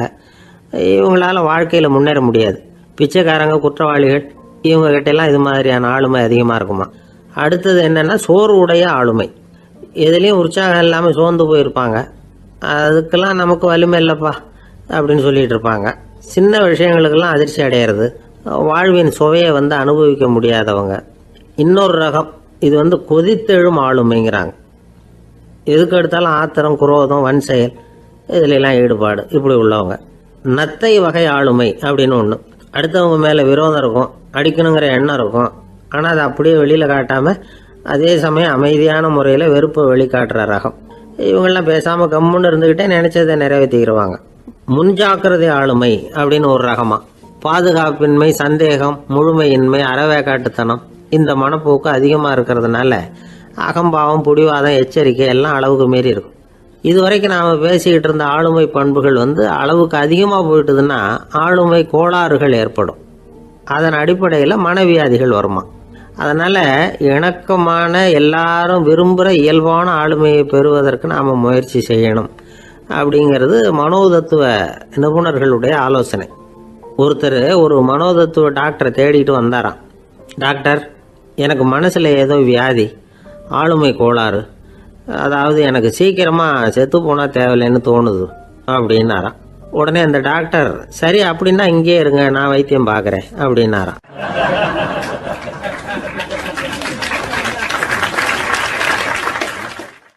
ஆஃபீஸை முடிஞ்சு வீட்டுக்கு போகிற சமயத்தில் ஒருத்தர் கடைக்கு போய் ஸ்வீட் வாங்கினார். சரி, வீட்டுக்கு பிள்ளைங்களுக்கு தான் வாங்கிட்டு போகிறார் அப்படின்னு மற்றவங்க நினச்சாங்க. அவர் அப்படி செய்யல. அந்த இடத்துலையே பொட்டலத்தை பிரித்தார். திருட மாதிரி அப்படியே சுற்றி ஒரு தரம் பார்த்துக்கிட்டார். யாரும் தெரிஞ்சவங்க இல்லைங்கிறத முடிவு பண்ணிவிட்டு அவசரமாக அதை அப்படியே போட்டு முழுகிவிட்டு கையை தொடச்சிக்கிட்டு நல்ல பிள்ளை மாதிரி நடந்து போக ஆரம்பிச்சிட்டார். அவர் யாருன்னா, அவரோட பிரச்சனை எல்லாருக்கும் தெரியாது, சில பேருக்கு தான் தெரியும். அதாவது அவர் உடம்பில் சர்க்கரை இருக்குதுன்னு டாக்டர் சொல்லிவிட்டாராம். அதனால் வீட்டில் சர்க்கரையே இவர் கண்ணில் காட்டுறதில்ல. அதனால் இவர் யார் கண்ணிலையும் படாமல் இப்படிப்பட்ட வேலைகள்லாம் செய்கிறது வழக்கம். யாருக்கும் தெரியாமல் இப்படி ஸ்வீட்டை வாங்கி சாப்பிட்டுட்டு அவர் பாட்டுக்கு போயிடுறது. இப்படிப்பட்டவங்களுக்கெல்லாம் கொஞ்சம் ஆறுதலான தகவல் இன்றைக்கி. அது என்னென்னா, நாம் சாப்பிட்ற சர்க்கரைக்கும் நம்ம உடம்பில் உள்ள சில கோளாறுகளுக்கும் அப்படி என்ன தான் சம்மந்தம் இருக்குது. இதை பற்றி சமீபத்தில் சில ஆராய்ச்சிகள்லாம் நடந்திருக்குது. ஏன்னா சர்க்கரைன்னாவே விஷம் மாதிரி அதை பார்க்குறவங்களும் சில பேர் உண்டு. சின்ன பிள்ளைங்களுக்கு வயத்தில் பூச்சி உண்டாகிறதுலேருந்து பெரியவங்களுக்கு நீரிழிவு வர்ற வரைக்கும் எல்லாத்துக்கும் சர்க்கரை தான் காரணம்னு சொல்லிகிட்டு இருக்கிறோம். ஆனால் அந்த அளவுக்கு பயப்பட வேண்டிய அவசியம் இல்லை அப்படின்னு சொல்கிறாங்க. சர்க்கரை வியாதி, இருதய நோய், பித்த நீர் பை நோய் இதெல்லாம் சில நோய்கள்லாம் நாம் சாப்பிட்ற சர்க்கரைக்கும் தொடர்பு இருக்குன்னு நினைக்கிறோம். ஆனால் அப்படி சம்பந்தம் உண்டுங்கிறதுக்கு போதுமான அளவுக்கு ஆதாரம் இல்லை அப்படிங்கிறாங்க ஆராய்ச்சியாளர்கள். ஒரே ஒரு சம்பந்தம் தான் உறுதியாக இருக்குதான். அதுவும் இந்த பல் சிதைவு அப்படின்னு இருக்கு இல்லையா, அந்த சர்க்கரை சாப்பிட்றதுக்கும் இந்த பல் சிதைவுக்கும் சம்பந்தம் இருக்குது அப்படிங்கிறத மட்டும் உறுதியாக சொல்கிறாங்க. சர்க்கரைன்னா நாம் சாப்பிட்ற ஜீனி மட்டும் இல்லை, பழம், காய்கறி, பால், தேன் இப்படி எல்லாத்துலேயும் அது இருக்குது. கேரட்டு கொடுக்குற சத்தில் 88% சர்க்கரை, ஆப்பிள் கொடுக்குற சக்தியில் 95% சர்க்கரை. இது ஜீனி சர்க்கரை, இது ஆப்பிள் சர்க்கரை அப்படிங்கிற வித்தியாசம்லாம் உடம்புக்கு கிடையாது. ரெண்டுமே உடனடியாக சக்தி கொடுக்குது. ஒரு ஸ்பூன் சர்க்கரையில் 16 கலோரி தான் சத்து இருக்குது. அதிகமாக சர்க்கரை சாப்பிட்டா நீரிழிவு வந்துருங்கிறது தப்பான ஒரு அபிப்பிராயம். டயபெட்டிஸுங்கிறது ஒரு மெட்டபாலிக் டிசார்டர், அவ்வளவுதான். அதாவது நாம் சாப்பிட்ற சர்க்கரையை நம்ம உடம்பு திறமையாக உபயோகப்படுத்திக்க முடியல அப்படின்னு அர்த்தம். அதனால தான் அதிகமாக இனிப்பு வேணாம்னு சொல்கிறோம். ஏற்கனவே உடம்பால் முடியாத ஒன்றை மறுபடியும் அது தலையில் சுமத்தி அதிகமாக வேலை வாங்க வேணாமே அப்படிங்கிறதுக்காக தான். ஆகாரத்தில் அதிகமாக சர்க்கரை இருந்தால் அதனால் உடனே சர்க்கரை வியாதி வந்துடும்ங்கிறதுக்கு விஞ்ஞான ரீதியாக போதுமான ஆதாரம் இல்லை. அதனால் எப்போவாவது அதிகமாக ஸ்வீட்டு சாப்பிட்டுட்டா ஐயோ அதிகமாக சாப்பிட்டோமோ என்ன பண்ண போகுது தெரியலையே அப்படின்னு நினச்சி மனசை போட்டு குழப்பிக்க வேண்டியதில்லை. பொதுவாக எதுவுமே அதிகமாக வேண்டாம், எல்லாம் சீராக இருந்தால் போதும். நீரிழிவுங்கிறது புதுசாக வந்துட்ட ஒரு நோய் இல்லை, ரொம்ப காலமாகவே இருக்கிற ஒன்று தான். நம்ம முன்னோர்கள் இதை மதுமேகம் அப்படின்னு சொல்லுவாங்க. அதை கட்டுப்படுத்துறதுக்கு அவங்களே சில வழிமுறையை சொல்லி வச்சுருக்கிறாங்க. அது என்னென்னா வேறு ஒன்றும் இல்லை, இந்த பாவக்காய், முள்ளங்கி, அருகம்புல், அவ்வளவுதான். வெள்ளை முள்ளங்கி இருக்குல்ல, அதை வாரத்துக்கு 3 நாள் சாப்பிட்டுக்கிட்டு வாங்க. நூலுக்கோல் ரொம்ப நல்லது. இல்லைன்னா முள்ளங்கி சாறு 1 ounce சாப்பிட்டுட்டு வரலாம். ரத்தத்தில் சேர்கிற சர்க்கரை அளவு இதெல்லாம் கட்டுப்படுத்துது. சிறுநீரில் காணப்படுகிற சர்க்கரை அளவையும் சமநிலைப்படுத்துது. தினமும் ஆகாரத்தில் கோதுமை, கேழ்வரகு, வெந்தயம், கருவேப்பிலை, சோயாபீன்ஸ் எது கிடைக்குதோ சேர்த்துக்கலாம். இப்படிலாம் செஞ்சுக்கிட்டு வந்தால் அப்புறம் வீட்டுக்கு தெரியாமல் கடையில் போய் நின்றுக்கிட்டு ஸ்வீட் வாங்கி திருட்டுத்தனமாக சாப்பிட வேண்டிய அவசியமே உங்களுக்கு வராது. 2 ஆசாமிகள் கடற்கரையில் உட்காந்து சாவகாசமாக பேசிக்கிட்டு இருந்தாங்களாம். ஒருத்தர் சொன்னார், இன்னொருத்தருக்கு தெரியாமல் ஸ்வீட்டு சாப்பிட்றதே எப்பவும் இடைஞ்சல் தான் சார். நேற்றுக்கு பாருங்கள் அப்படி தான் சாப்பிட்டுக்கிட்டு இருந்தேன், வீட்டுக்காரி கண்ணில் போட்டுவிட்டுது, அதுக்கப்புறம் ஒரே ரகலையாக போச்சு அப்படின்னாரா. எனக்கு கூட அப்படி தான் சார் ஆகிட்டுது, ஒரே ரகலை அப்படின்னாரா இன்னொருத்தர். நீங்கள் சாப்பிட்டதும் உங்கள் வீட்டுக்காரங்க கண்ணில் போட்டுவிட்டுதா சார் அப்படின்னு கேட்டிருக்கார் இவர். அதுக்கு அவர் சொன்னாராம், அப்படி இல்லை சார், கடைக்காரர் கண்ணில் போட்டுவிட்டுதோ, நான் அவருக்கு தெரியாமல் அந்த ஸ்வீட்டை அவர் கடையிலேருந்து எடுத்திருந்தேன் அப்படின்னு விளக்கம் கொடுத்தாராம் இந்த ஆள்.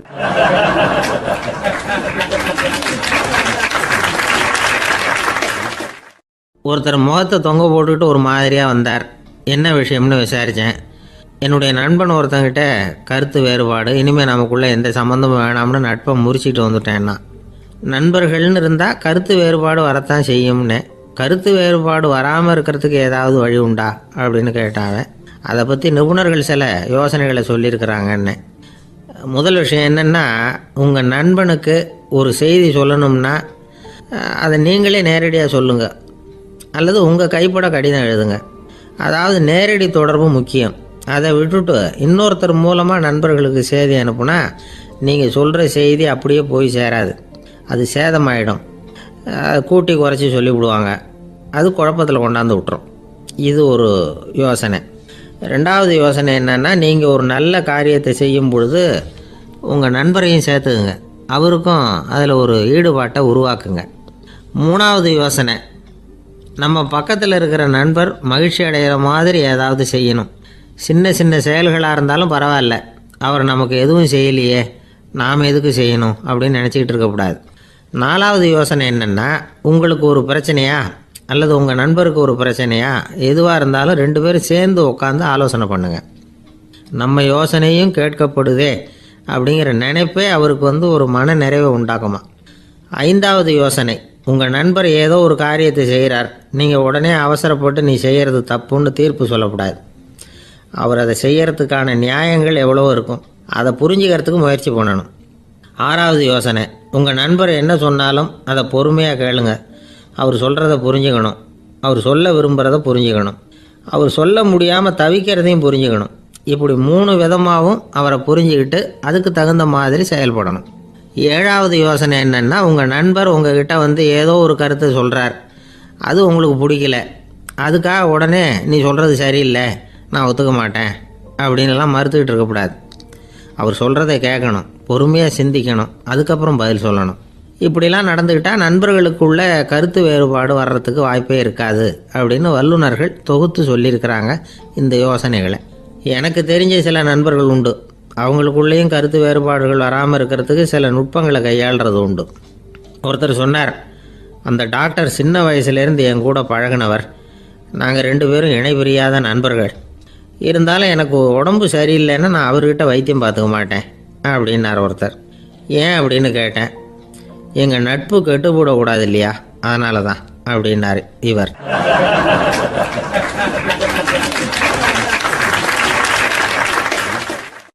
ஒரு மனுஷனுக்கு 3 விதத்தில் கர்வம் உண்டாகிறதுக்கு வாய்ப்பு உண்டு. பணம், பதவி, புகழ்.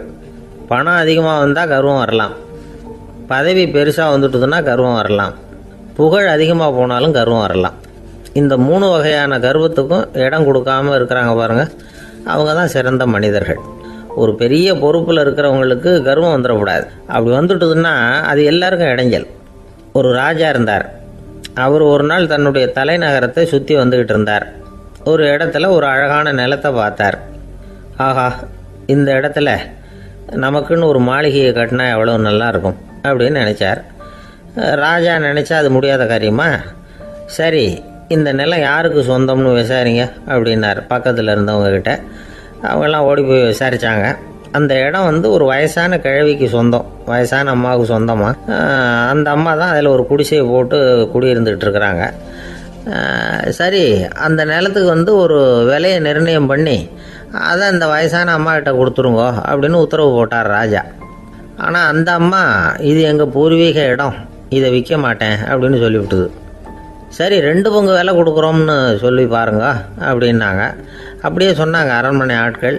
அதுக்கும் சம்மதிக்கலை அந்த அம்மா. இதை கேள்விப்பட்டதும் ராஜாவுக்கு கோபம் வந்துட்டுது. தன்னுடைய ஆளுங்களை கூப்பிட்டார்.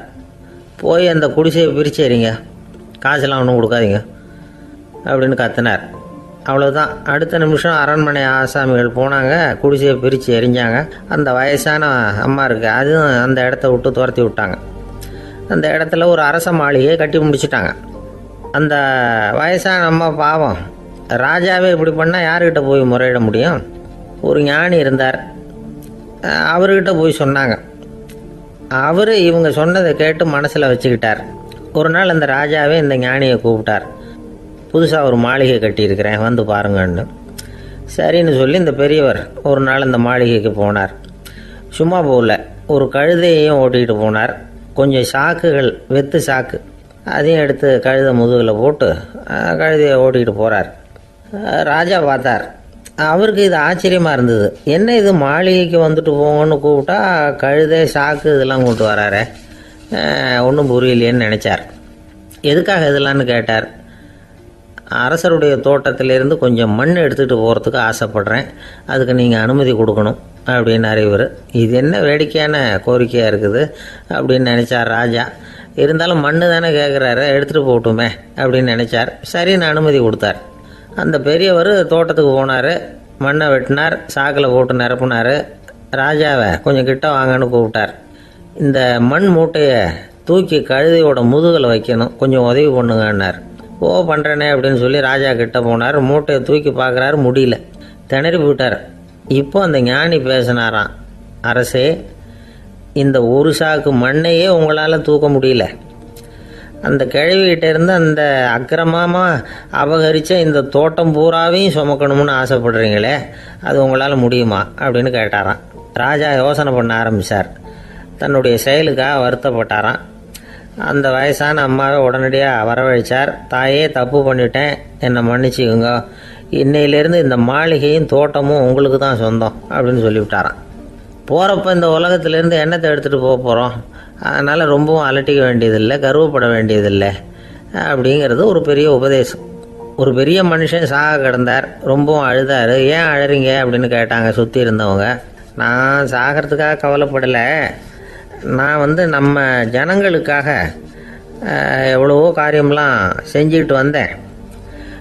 நான் செஞ்சுக்கிட்டு வந்த சேவையை இனிமேல் யார் செய்ய போகிறாங்க, அது யாரால முடியும், அதை நினச்சி தான் அழறேன் அப்படின்னாராம்.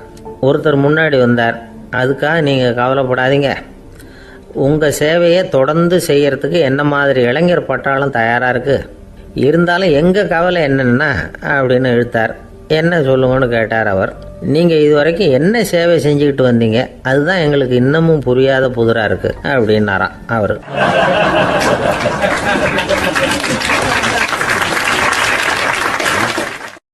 ஒரு சிகை அலங்கார கூடம், ரொம்ப சுறுசுறுப்பாக எல்லாரும் வேலை செஞ்சுக்கிட்டு இருக்கிறாங்க. முடிவெட்டிக்க வந்திருக்கிறவங்க நிறைய பேர், எல்லாரும் வரிசையாக உட்காந்துருக்குறாங்க.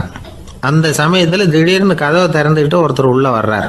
அவர் ஒரு பெரிய மனிதர், அவரும் முடிவெட்டிக்கிறதுக்காக தான் உள்ளே வந்திருக்கிறார். அவரை பார்த்த உடனே அங்கே வரிசையில் உட்காந்துருந்தவங்க எல்லாரும் எழுந்திரிச்சு அவர்கிட்ட வந்துட்டாங்க. அவரை சுற்றி நின்றுக்கிட்டாங்க. எப்படி இருக்கிறீங்க, நல்லா இருக்கீங்களா அப்படின்னு விசாரிக்க ஆரம்பிச்சிட்டாங்க. எல்லாம் முடிஞ்சதும் வந்தவர் கேட்டார், வரிசையில் கடைசியாக இருக்கிறவர் யார் அப்படின்னு கேட்டார். ஏன்னு கேட்டாங்க. நான் அதுக்கு அடுத்தபடியாக உட்காரணும், அதுக்காக தான் கேட்குறேன் அப்படின்னார். உடனே அங்கே இருந்தவங்கெல்லாம் என்ன சொன்னாங்க தெரியுமா? நீங்கள் வரிசையில் காத்திருக்கக்கூடாது, நீங்கள் அரசாங்கத்தின் தலைவர், உங்களுக்கு நேரம் முக்கியம், அதனால் நீங்கள் முன்னாடி போங்க அப்படின்னு சொன்னாங்க. ஆனால் அதை அவர் கேட்கல. தோழர்களே, உங்களுடைய கருத்துக்கு ரொம்ப நன்றி. எல்லாரும் வரிசையாக தான் வரணும், அதுதான் முறை. வரிசையில் வரணுங்கிற நடைமுறையை நானும் பின்பற்ற விரும்புகிறேன். நாம் எல்லாரும் சமமானவர்கள் அப்படின்னார். இப்படி சொல்லிவிட்டு வரிசையில் கடைசியாக இருந்த ஒரு நாற்காலியில் போய் உட்காந்துக்கிட்டார். தன் சட்டை பையில் இருந்த ஒரு செய்தித்தாளை எடுத்தார், படிக்க ஆரம்பிச்சிட்டார். ஆனால் அங்கே இருந்தவங்களால இதை பார்த்துக்கிட்டு சும்மா இருக்க முடியல. ஒருத்தர் எழுந்திரிச்சு வந்தார். ஐயா, இப்போ என்னுடைய முறை வந்திருக்குது, நான் தான் போக வேண்டிய முறை. உங்களை இங்கே காத்திருக்க வைக்கிறத விட ஒரு 5 ஆண்டுகளுக்கு கூட நான் முடிவெட்டிக்காமே இருந்துட முடியும் அப்படின்னார். அவர் மறுபடியும் சொன்னார், ஐயா, நீங்கள் வரிசை முறையை தாண்டி போக விருப்பப்படல, சரி, ஆனால் என்னுடைய முறையை மாற்றி கொடுக்கறதுக்கு எனக்கு முழு உரிமை இருக்குது. இதுக்கு பதிலாக உங்களுடைய கடைசி இடத்த நான் எடுத்துக்கிறேன், இதை நீங்கள் மறுக்க முடியாதுன்னார். அங்கே இருந்த மற்றவங்களும் இதை ஒரு மனசாக வற்புறுத்த ஆரம்பிச்சிட்டாங்க. அந்த பெரிய மனிதர் பார்த்தார், சரின்னு கடைசியாக ஒத்துக்கிட்டார். அவர் யார் தெரியுமா? அவர் தான் மாவீரர் லெனின். ரஷ்யாவில் கிரெம்ளின் சிகை அலங்கார கூடத்தில் தான் இது நடந்தது. எல்லாரும் இந்நாட்டு மன்னர்கள்னு வாயளவில் பேசுகிறதுல என்ன பிரயோஜனம்? நாம் எல்லாரும் சமங்கிறத நடைமுறையில் கடைபிடிச்சி காட்டினவங்க கொஞ்சம் பேர் தான். அவங்களில் ஒருத்தர் தான் லெனின். வரிசையில் நின்று வர்றதுங்கிறது ஒரு சிறந்த பண்பு, உயர்ந்த பண்பு. இன்றைக்கி பல இடங்களில் அது நமக்கு தேவைப்படுது. ஒரு ரேஷன் கடைவாசல், கடை திறக்கிறதுக்கு முன்னாடியே எல்லாரும் வரிசையில் நின்றுட்டாங்க. கடைசியாக வந்த ஒருத்தர் க்யூவில் முன்னாடி போகிறதுக்கு முயற்சி பண்ணுறார். ஏற்கனவே நின்றுட்டு இருக்கிறவங்க அவரை முன்னாடி போகிறதுக்கு விட மாட்டேங்கிறாங்க. கடைசியாக போய் நில்லையா அப்படின்னு எல்லாரும் கத்துறாங்க. அதான் அவர் காதில் வாங்கலை, முண்டி அடிச்சுக்கிட்டு முன்னாடி போகிறதுக்கே முயற்சி பண்ணிகிட்டு இருக்கிறார். எல்லாரும் சேர்ந்து அவரை வலுக்கட்டாயமாக இழுத்து கொண்டாந்து பின்னாடி கொண்டு போய் நிறுத்திவிட்டு சொன்னாங்க, இதை பாருப்பா, நாங்கள் இருக்கிற வரைக்கும் நீங்கள் முன்னாடி போய் எதையும் வாங்க முடியாது, தெரிஞ்சுக்கோ அப்படின்னாங்க. இப்போ அந்த ஆள் சொன்னாராம், நான் இங்கே பின்னாடி நிற்கிற வரைக்கும் நீங்களும் எதுவும் வாங்க முடியாது அப்படின்னாராம். ஏன்னு கேட்டிருக்கிறாங்க. நான் தான் அந்த கடையை திறக்க வேண்டிய ஆள் அப்படின்னா.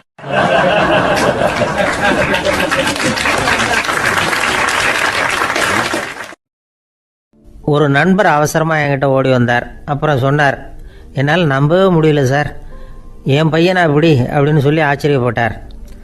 உங்கள் பையன் அப்படி என்ன தான் செஞ்சுட்டான் அப்படின்னு கேட்டேன். என்னால் முடியாத ஒரு காரியத்தை அவன் செஞ்சுட்டான் சார் அப்படின்னார். அது என்னன்னு தான் சொல்லுங்களேன். என்ன, 5ஆவது வகுப்பில் அவன் ஒரே தடவையில் தேறிட்டான் சார், அதாவது ஒரே அட்டம்ப்டில் பாஸ் ஆகிருக்கான் அப்படின்னார் மூச்சு வாங்க.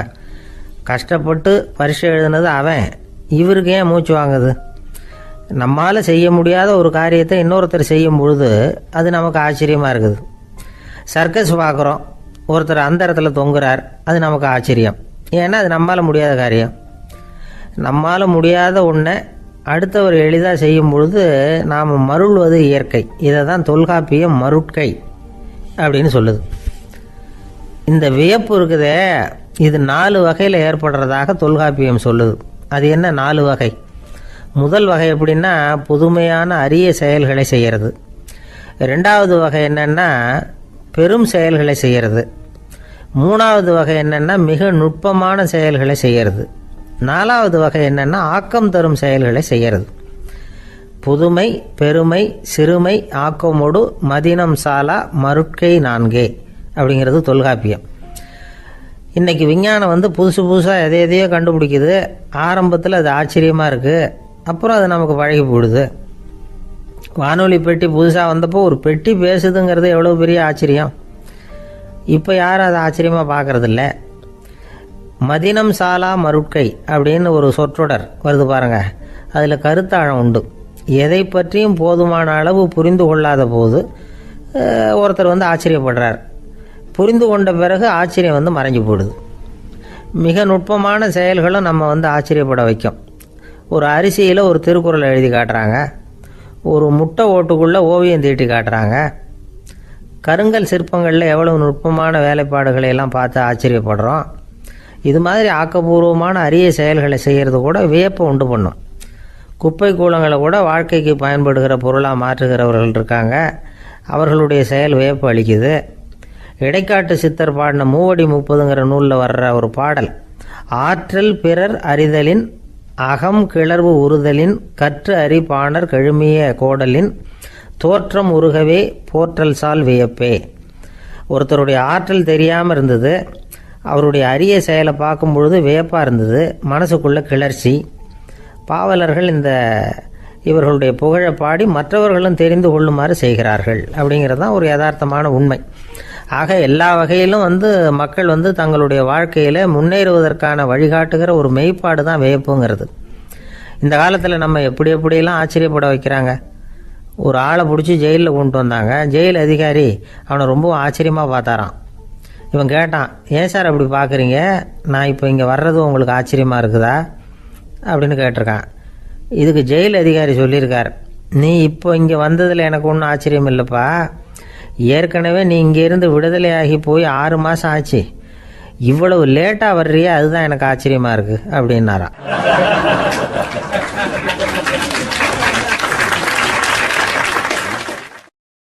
ஒருத்தர் ஒரு தவறு செஞ்சு விடுறாருன்னு வச்சுக்கங்க, உடனே நீ செஞ்சது தவறு அப்படின்னு சொல்கிறது ஒரு வகை.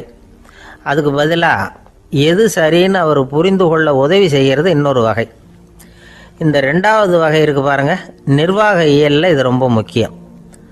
அலுவலகத்தில் வேலை பார்க்குற ஒருத்தர் முக்கியமாக தெரிஞ்சுக்க வேண்டியது என்ன தெரியுமா? சக ஊழியர்கள்கிட்ட எப்படி பழகணும், மேலதிகாரிகள்கிட்ட எப்படி பழகணும், தனக்கு கீழே வேலை செய்கிறவங்க கிட்ட எப்படி பழகணும், வாடிக்கையாளர்கள்கிட்ட எப்படி பழகணும், இவங்க எல்லார்கிட்டையும் செம்மையான உறவை ஏற்படுத்திக்கிறது எப்படி. இதையெல்லாம் சொல்லிக் கொடுக்குற பாடம் தான் இன்டர் பர்சனல் ஸ்கில், திறமையான உறவு அப்படிங்கிறது. எந்த வேலையில் இருந்தாலும் சரி, இந்த உறவுகளை வளர்க்கும் திறன் உள்ளவங்க சீக்கிரம் முன்னுக்கு வந்துடுறாங்க. மற்றவங்க கிட்ட உறவை பலப்படுத்திக்கிறது எப்படி அப்படின்னு தெரிஞ்சுக்கிட்டோம்னா எந்த ஒரு தடையையும் சுலபமாக தாண்டி செய்கிற தொழிலில் முன்னுக்கு வந்துடலாம். ஹார்வர்டு பல்கலைக்கழகத்தில் ஒரு கணக்கெடுப்பு பண்ணி பார்த்தாங்களாம். பார்க்குற வேலையில் எது மாதிரி குணாதிசயம் உள்ளவங்க வேகமாக முன்னுக்கு வர்றாங்க அப்படின்னு தெரிஞ்சுக்கிறதுக்காக இந்த கணக்கெடுப்பு. வெவ்வேறு துறையில் வேகமாக முன்னுக்கு வந்திருக்கிற பல பேரை சந்தித்து இந்த சர்வேயை நடத்தியிருக்கிறாங்க. அவங்க கண்டுபிடிச்சி சொல்லியிருக்கிற உண்மை என்ன தெரியுமா? ஒருத்தர் ஒரு வேலையில் இருந்தால் அது சம்பந்தப்பட்ட சப்ஜெக்ட் பற்றிய அறிவு 35% இருந்தால் போதுமா. ஆனால் உறவுகளை வளர்க்கக்கூடிய திறன், இன்டர் பர்சனல் ஸ்கில்லு 65% வேணும். இப்படி உள்ளவங்க சீக்கிரம் முன்னுக்கு வந்துவிடுறாங்களாம். அதனால் ஒருத்தருக்கு வேலை சரியாக புரியலைன்னா கூட விவரமாக மற்றவங்கக்கிட்ட பழகிறது எப்படின்னு புரிஞ்சால் போதும், அவர் முன்னுக்கு வந்துடலாம். அலுவலகங்களில் மட்டும் இல்லை, எல்லா இடங்கள்லையும் இது ரொம்ப முக்கியம். வீட்டுக்குள்ளேயும் இது ரொம்ப முக்கியம், வீட்டுக்கு வெளியேயும் இது முக்கியம். அடுத்தவங்க கிட்ட பழகிறது எப்படிங்கிறத தெரிஞ்சிக்காதவன் வாழ்க்கையில் முன்னேற முடியாது. இன்றைக்கி ஆயுதங்களால் காயப்படுத்தி கொள்ளுகிறவர்களை விட வார்த்தைகளால் காயப்படுத்தி கொள்ளுகிறவர்கள் தான் அதிகம். பெரியவங்க என்ன சொல்கிறாங்க தெரியுமா? நீங்கள் இந்த பூமியில் பிறந்ததன் அர்த்தம் பூர்த்தி ஆகணும்னா அடுத்தவங்களுக்கு உதவி பண்ணுங்க. அடுத்தவங்களுக்கு உதவி செய்ய முடியாவிட்டால் கூட பரவாயில்லை, ஆனால் யாரையும் புண்படுத்தி விடாதீங்க அப்படின்னு சொல்கிறாங்க. எனக்கு தெரிஞ்ச ஒருத்தர் ஒரு அலுவலகத்தில் வேலை பார்க்குறார். அவர் சொல்லுவார், எனக்கு இந்த இன்டர் பர்சனல் ஸ்கில் ரொம்ப அதிகம் சார், சக ஊழியர்கள்கிட்ட ரொம்ப சுமூகமாக நடந்துக்குவேன். என் கூட வேலை பார்க்குற ஒருத்தருக்கு ஏதாவது ஒரு கஷ்டம்னா அந்த சமயத்தில் அவர் செய்ய வேண்டிய வேலையை நான் செஞ்சிருவேன் சார் அப்படிம்பார். நான் அவர்கிட்ட சமீபத்தில் அப்படி ஏதாவது செஞ்சுருக்கீங்களா அப்படின்னு கேட்டேன். செஞ்சுருக்கேன் சார். போன வாரம் புதன்கிழமை ஆஃபீஸில் என் பக்கத்து சீட்டுக்காரருக்கு வயிற்று வலி, உடனே நான் மெடிக்கல் லீவ் போட்டுவிட்டு எங்கள் வீட்டுக்கு போயிட்டேன் சார் அப்படின்னார்.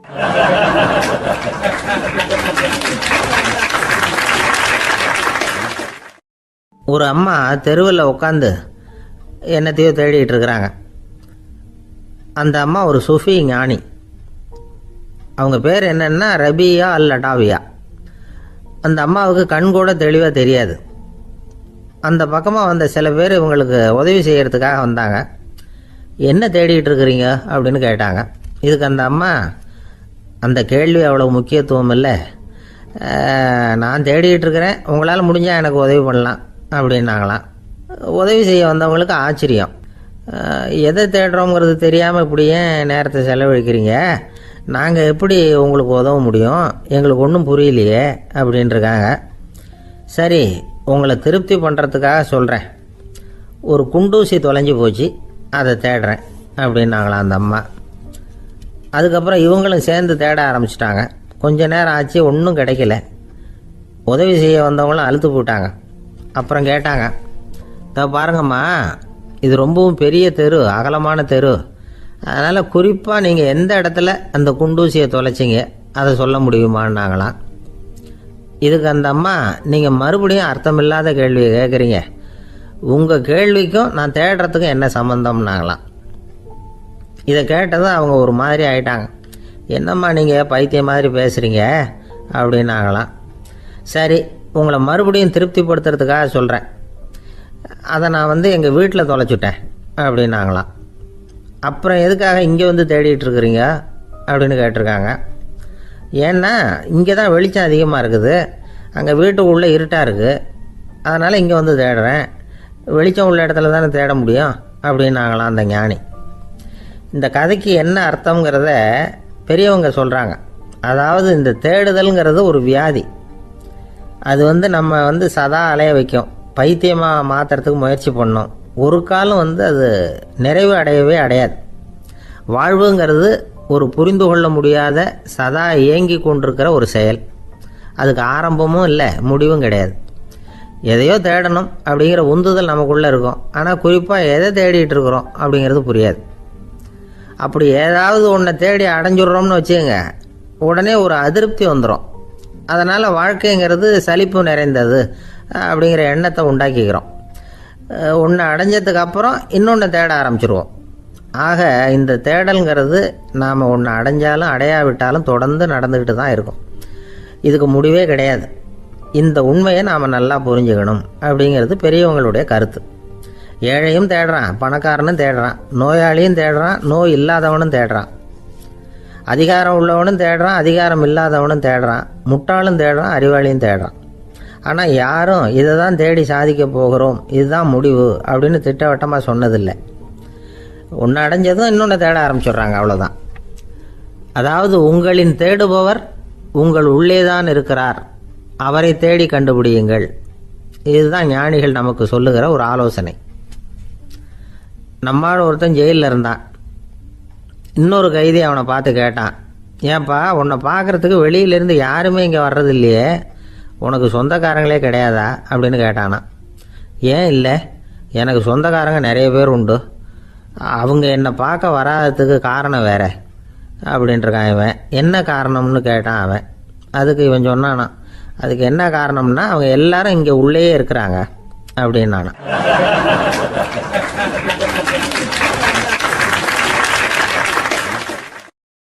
ஒரு சீன தேசத்து அரசர் இருந்தார். அவருக்கு வயசாயிட்டுது.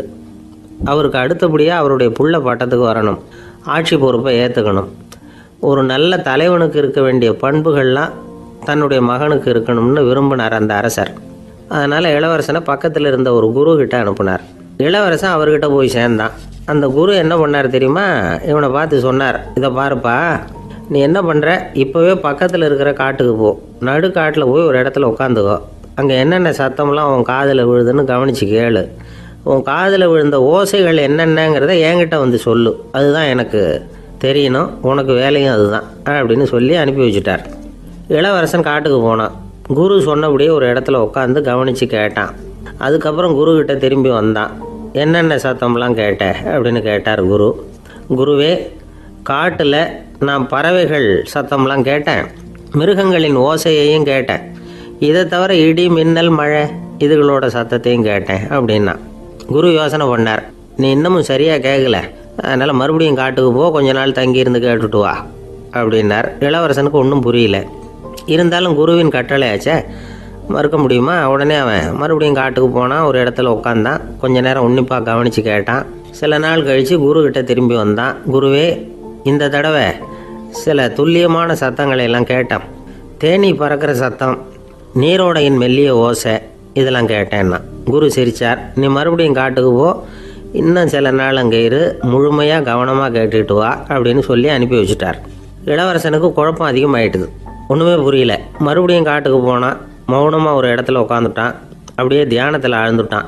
சில நாளில் அவனுக்கு இதுவரை கேட்காத ஓசைகள்லாம் கேட்க ஆரம்பிச்சிட்டுது. இதைத்தான் நான் கேட்கணும்னு என்னுடைய குரு எதிர்பார்த்துருக்கிறாருங்கிறத புரிஞ்சுக்கிட்டான். உடனே குரு கிட்ட ஓடனான். குருவே, இந்த தடவை காதுகளுக்கு கேட்க முடியாத சில ஓசைகளை கூட என்னால் உணர முடிஞ்சுது. பூ மலருகிற ஓசை, சூரியனால் பூமி சூடாகிறப்போ எழுகிற ஓசை, காலை பனித்துளி இந்த புல்லுலாம் குடிக்கிற ஓசை, இது எல்லாம் என்னால் நல்லா கேட்க முடிஞ்சுது அப்படின்னா. குருவுக்கு இப்போ தான் திருப்தி ஏற்பட்டு தான் இளவரசனை பார்த்து சொன்னார், இதை பாருப்பா, இப்போ தான் நாட்டை ஆளுகிற தகுதி உனக்கு வந்திருக்குது அப்படின்னு சொல்லி அதுக்கு விளக்கமும் கொடுத்தாராம். எந்த அரசன் தன்னுடைய மக்களின் இதயம் பேசுகிற மௌன மொழியை, மௌன வார்த்தைகளை கேட்குறானோ அவன்தான் ஆள தகுதி உள்ளவன். எந்த அரசன் தன்னுடைய மக்களின் உணர்ச்சிகளை உண்மையாக உணர்றானோ அவன்தான் முதன்மையான அரசன். போலி வார்த்தைகளை மட்டும் கேட்டுட்டு பல மௌன ராகங்களை காதில் வாங்கிக்காதவன் அரசனே இல்லை. எந்த நாட்டில் எப்போ ஒரு அரசன் தன்னுடைய மக்களின் உணர்ச்சிகளை கேட்க மறுக்கிறானோ அன்னையிலேருந்தே அந்த நாடு அழிய தொடங்குது அப்படின்னு அர்த்தம். இதுதான் அந்த குரு இளவரசனுக்கு போதிச்சது. வாயால் பேசுகிறத மட்டும் கேட்டு ஏமாறக்கூடாது, உணர்ச்சிகளையும் கேட்கறதுல தான் மனப்பக்குவம் உண்டாகும். மக்கள் உணர்ச்சிகளை புரிந்து கொள்ளாத அரசர்கள் நீடிச்சிருக்க முடியாது. அது மாதிரி நாடுகளில் அடிக்கடி குழப்பம் தான் உண்டாகும். அப்படி இருந்தால் அடிக்கடி ஆட்சி மாறிக்கிட்டு இருக்கும். அப்படிப்பட்ட ஒரு தேசம், அங்கே ஒரு சிறைச்சாலையில் 3 கைதிகள் பேசிக்கிட்டு இருந்தாங்க. ஒருத்தன் சொன்னான், நான் இந்த நாட்டு ராஜாவை எதிர்த்து பேசிக்கிட்டு இருந்தேன், அதனால் என்னை பிடிச்சி கொண்டாந்து இங்கே போட்டுட்டாங்க அப்படின்னா ஒருத்தன். இன்னொருத்தன் சொன்னான், நான் இந்த நாட்டு ராஜாவை ஆதரித்து பேசிக்கிட்டு இருந்தேன், அதனால் என்னை பிடிச்சி கொண்டாந்து இங்கே தள்ளிவிட்டாங்க அப்படின்னா. அது சரி, நீ என்ன தப்பு பண்ண அப்படின்னு சொல்லி 3வது ஆளை பார்த்து இவங்க கேட்டாங்க. அதுக்கு அந்த ஆள் சொல்கிறான், நான் தான் இந்த நாட்டு ராஜா அப்படின்னானா.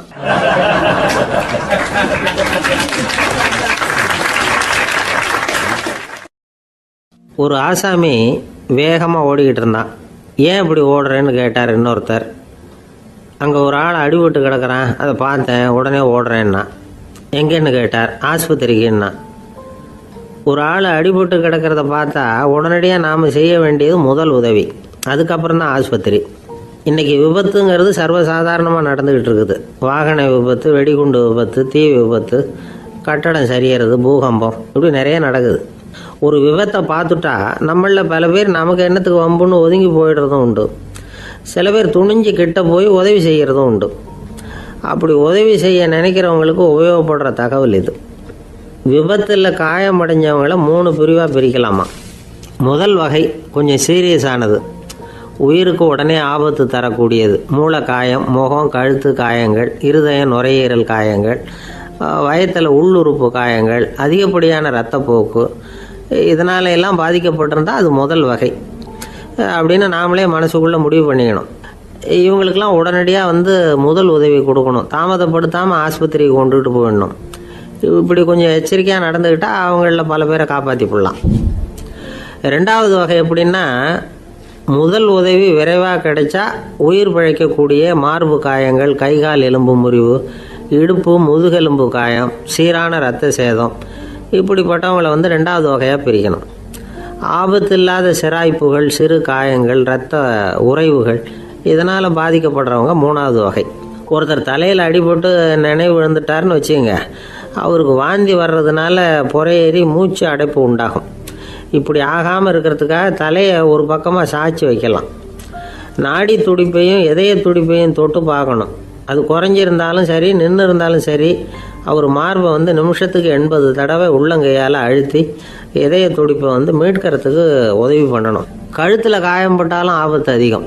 கழுத்துக்கு அடியில் ஒரு துண்டை மடித்து வைக்கலாம். 2 பக்கமும் சின்ன தலையணை அல்லது துணி மடிப்புகளை வச்சு கழுத்தை அதிகமாக அசையாமல் பார்த்துக்கலாம். முதுகெலும்பு முறிஞ்சிருக்குமோ அப்படிங்கிற சந்தேகம் இருந்ததுன்னா அவரை அதிகமாக அசைய விடக்கூடாது. அதிகமாக அசைஞ்சால் தண்டு இடத்துல பாதிப்பு ஏற்பட்டு கைகால் விளங்காமல் போயிடும். அவரை ஒரு கனமான போர்வை இல்லைன்னா பாயில் படுக்க வச்சு 4 பேர் மெதுவாக தூக்கி மருத்துவ உதவிக்கு அனுப்பி வைக்கலாம். கையெலும்பு முறிஞ்சிருந்தால் முறிஞ்ச பாகத்தை உடம்போடு சேர்த்து அசையாமல் கட்டி போடலாம். கால் எலும்பு முறிஞ்சிருந்தால் மற்ற காலோடு சேர்த்து கட்டி போடலாம். முறிஞ்ச பாகம் தொங்காமல் பார்த்துக்கணும், அப்போ தான் வீக்கம் உண்டாகாமல் இருக்கும். வெட்டு காயம், குண்டடிப்பட்ட காயம், இதிலெல்லாம் ரத்தப்போக்கு அதிகமாக இருக்கும். ரத்தம் வெளியேற ஆபத்து அதிகம். சுத்தமான துணியை பல மடிப்புகளை மடித்து காயத்தின் மேலே வச்சு அழுத்தமாக ஒரு 10 நிமிஷம் பிடிச்சிக்கணும். ரத்தம் நின்ன உடனே காயத்துக்கு கட்டு போடலாம். சில சமயம் காயம்பட்ட பாகத்தை உயரமாக தூக்கி பிடிச்சிக்கிட்டா தான் ரத்த கசிவு நிற்கும். இந்த விவரங்களையெல்லாம் கொஞ்சம் மனசில் வாங்கி வச்சுக்கிட்டோம்னா சமயத்தில் உதவும். ஏன்னா இந்த காலத்தில் விபத்து எந்த ரூபத்தில் எப்போ வரும்னு யூகிக்கவே முடியல. நண்பர் ஒருத்தர் சொன்னார், நேற்றுக்கு பாருங்கள் சார், என் கண்ணு முன்னாடியே ஒரு சின்ன விபத்து நடந்ததுன்னார். என்னன்னு விசாரித்தோம். ஒரு பஸ்ஸில் வந்துக்கிட்டு இருந்தேன். அந்த பஸ்ஸில் பின்பக்கம் படி ஓரமாக நின்றுக்கிட்டு இருந்த ஒருத்தர் ரோட்டில் விழுந்துட்டார். டிரைவர் அதை கவனிக்கலை, நிறுத்தாமல் அவர் பாட்டுக்கு போகிறாருனார். கண்டக்டர் உடனே விசில் கொடுத்து பஸ்ஸை நிறுத்த வேண்டியது தானே அப்படின்னோம். அதுதான் சார் முடியாமல் போச்சுன்னார் அவர். ஏன்னு கேட்டாங்க. தவறி கீழே விழுந்ததே அந்த கண்டக்டர் தான் சார் அப்படிங்கிறார்.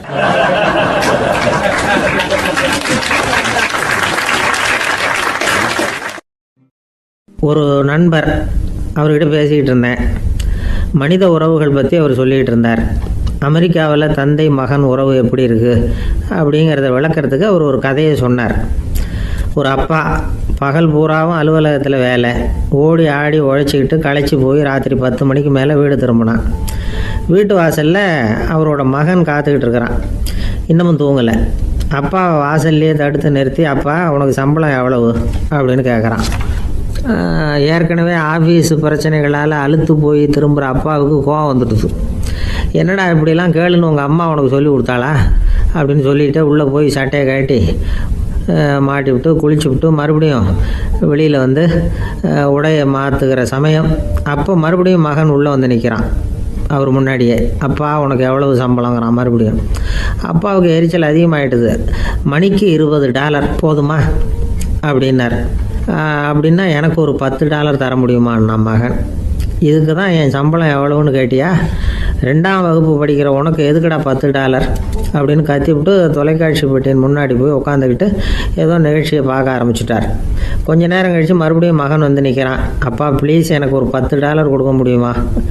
மகனுடைய கண்களில் கண்ணீர். என்னடா அவன் கண்ணீரை காட்டி காரியம் சாதிக்கலாம்னு பார்க்குறியா? ஒரு காசு கூட கொடுக்க மாட்டான் போ அப்படின்னு விரட்டி விட்டான். மகன் கண்ணீரை தொடச்சிக்கிட்டே கண்ணை தொடச்சிக்கிட்டு பேசாமல் போய் படுத்துக்கிட்டானா. கொஞ்ச நேரம் ஆச்சு. அப்பாவோட கோபம் கொஞ்சம் கொஞ்சமாக குறைஞ்சிது. பிள்ளைகிட்ட கோபமாக கத்துனது தப்பு தாங்கிறது புரிஞ்சுது அவனுக்கு. எழுந்திரிச்சு போனான், படுக்கை இறக்கி போனான். மகனை பார்த்தான்.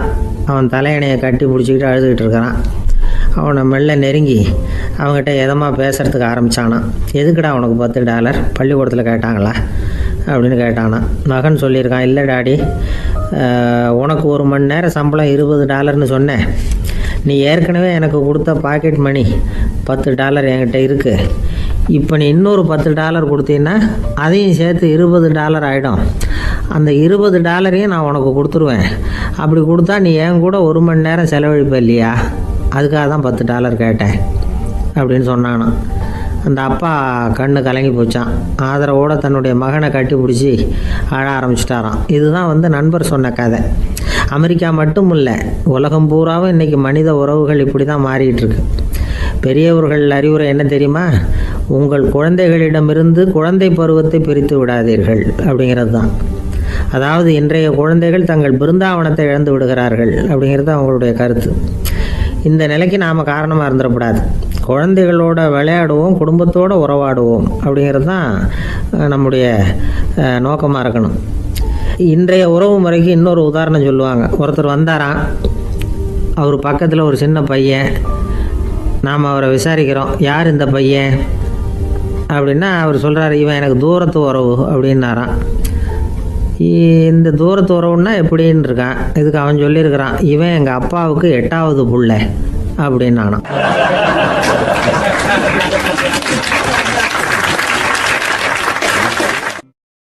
ஒரு நாள் ராமர் அரசவையில் உட்கார்ந்துருக்கிறார்.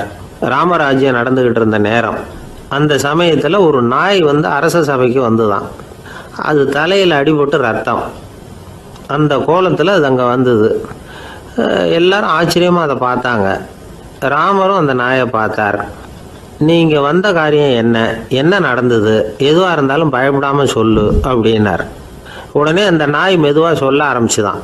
ஐயா, நான் தெருவில் போய்கிட்டு இருந்தேன். வழியில் ஒருத்தர் வந்தார். அவர் வேத சாஸ்திரம்லாம் படித்த பெரியவர். அவர் எந்த காரணமும் இல்லாமல் அவர் கையில் வச்சுருந்த குச்சியால் என் தலையில் அடிச்சுட்டார். அதுதான் தலையில் ரத்தம். இதை நீங்கள் விசாரித்து தகுந்த தீர்ப்பு வழங்கணும் அப்படின்னு தான் அந்த நாய். ராமர் பார்த்தார். உடனே தன்னுடைய காவலர்களை அனுப்புனார். அந்த ஆளை எங்கே இருந்தாலும் போய் கொண்டுகிட்டு வாங்க அப்படின்னு விட்டார். காவலர்கள் போனாங்க. அந்த ஆளை பிடிச்சி கொண்டு வந்துட்டாங்க. அரண்மனைக்கு வா அப்படின்னு சொல்லி கூப்பிட்டுட்டு வந்துட்டாங்க. என்ன நடந்ததுன்னு விசாரித்தார் ராமர். அதுக்கு அந்த ஆள் சொன்னார், நான் வீதி வழியாக வந்துக்கிட்டு இருந்தேன். குறுக்க இந்த நாய் வந்தது. நான் அவசரமாக போய்கிட்டு இருந்தேன். இது எனக்கு வழி விடாமல் குறுக்க பூந்து இடைஞ்சல் பண்ணிச்சு. எனக்கு கோபம் வந்துட்டுது. அதனால் அடிச்சுட்டேன். வேத சாஸ்திரம் படித்த நான் என் வசம் இழந்து கோபப்பட்டது பெரிய தப்பு தான். அதை நான் ஒத்துக்கிறேன். குற்றத்தை ஒப்புக்கொள்கிறேன். எனக்கு என்ன தண்டனை கொடுக்கணுமோ அதை கொடுங்க, ஏற்றுக்கிறேன் அப்படின்னு விட்டார். சரி, இப்போ அந்த ஆளுக்கு தண்டனை கொடுக்கணும்.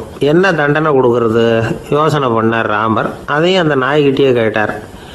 நீயே சொல்லு, என்ன தண்டனை கொடுக்கலாம் இவருக்கு அப்படின்னார். இதுக்கு அந்த நாய் என்ன சொல்லிச்சு தெரியுமா? இவரை ஏதாவது ஒரு கோயிலுக்கு தர்மகர்த்தாவாக நியமனம் பண்ணிவிடுங்க, அதுதான் இவருக்கு சரியான தண்டனை அப்படின்னுது. இதை கேட்டதும் ராமர் முகத்தில் புன்னகை. ஆனால் அங்கே இருந்த மற்றவங்களுக்கெல்லாம் ஆச்சரியம். அது எப்படி தப்பு செஞ்சவங்களுக்கு தண்டனை கொடுக்கறது தானே நியாயம், அதை விட்டுவிட்டு தர்மகர்த்தா பதவியை கொடுக்க சொல்லுது இந்த நாய் அப்படிங்கிற ஆச்சரியம். இந்த சந்தேகத்தை அந்த நாய்கிட்டே கேட்டாங்க அங்கே இருந்தவங்க. இதுக்கு அந்த நாய் பதில் சொல்லிச்சான், நான் போன பிறவியில் ஒரு கோயிலுக்கு தர்மகர்த்தாவாக இருந்தேன். எவ்வளவோ கவனமாக எச்சரிக்கையாக தான் என்னுடைய கடமைகளை எல்லாம் செஞ்சுக்கிட்டு வந்தேன். அப்படி இருந்தாலும் சில சமயங்களில் என்னையும் மீறி கோயில் செல்வத்தை நான் அனுபவிக்கிறதுக்கு காரணமாயிட்டேன். ஒரு கோவிலுக்கு தர்மகர்த்தாவாக இருக்கிறவங்க எப்படியும் இந்த பாவத்திலேருந்து தப்பிக்கிறது கஷ்டம். அதனால தான் நான் இந்த பிறவியில் நாயாக பிறந்து இப்படி கஷ்டப்படுறேன்.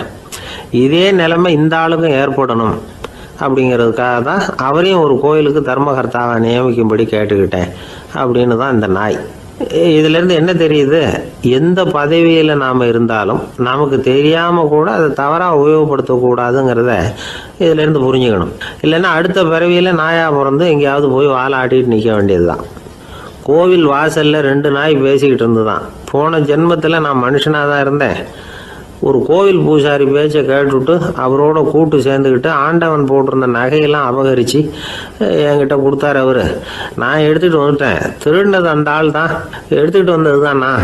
இருந்தாலும் நான் மட்டும் நாயாக பிறந்துட்டேன். இப்போ மட்டும் அந்த பூசாரி என்கிட்ட மாட்டினா கடித்து குதறி விடுவேன் அப்படின்னு தான். அவசரப்பட்டு அப்படி செஞ்சுடாதே. பதிலுக்கு அவரும் உன்னை திருப்பி கடித்தாலும் கடிச்சிருவார்.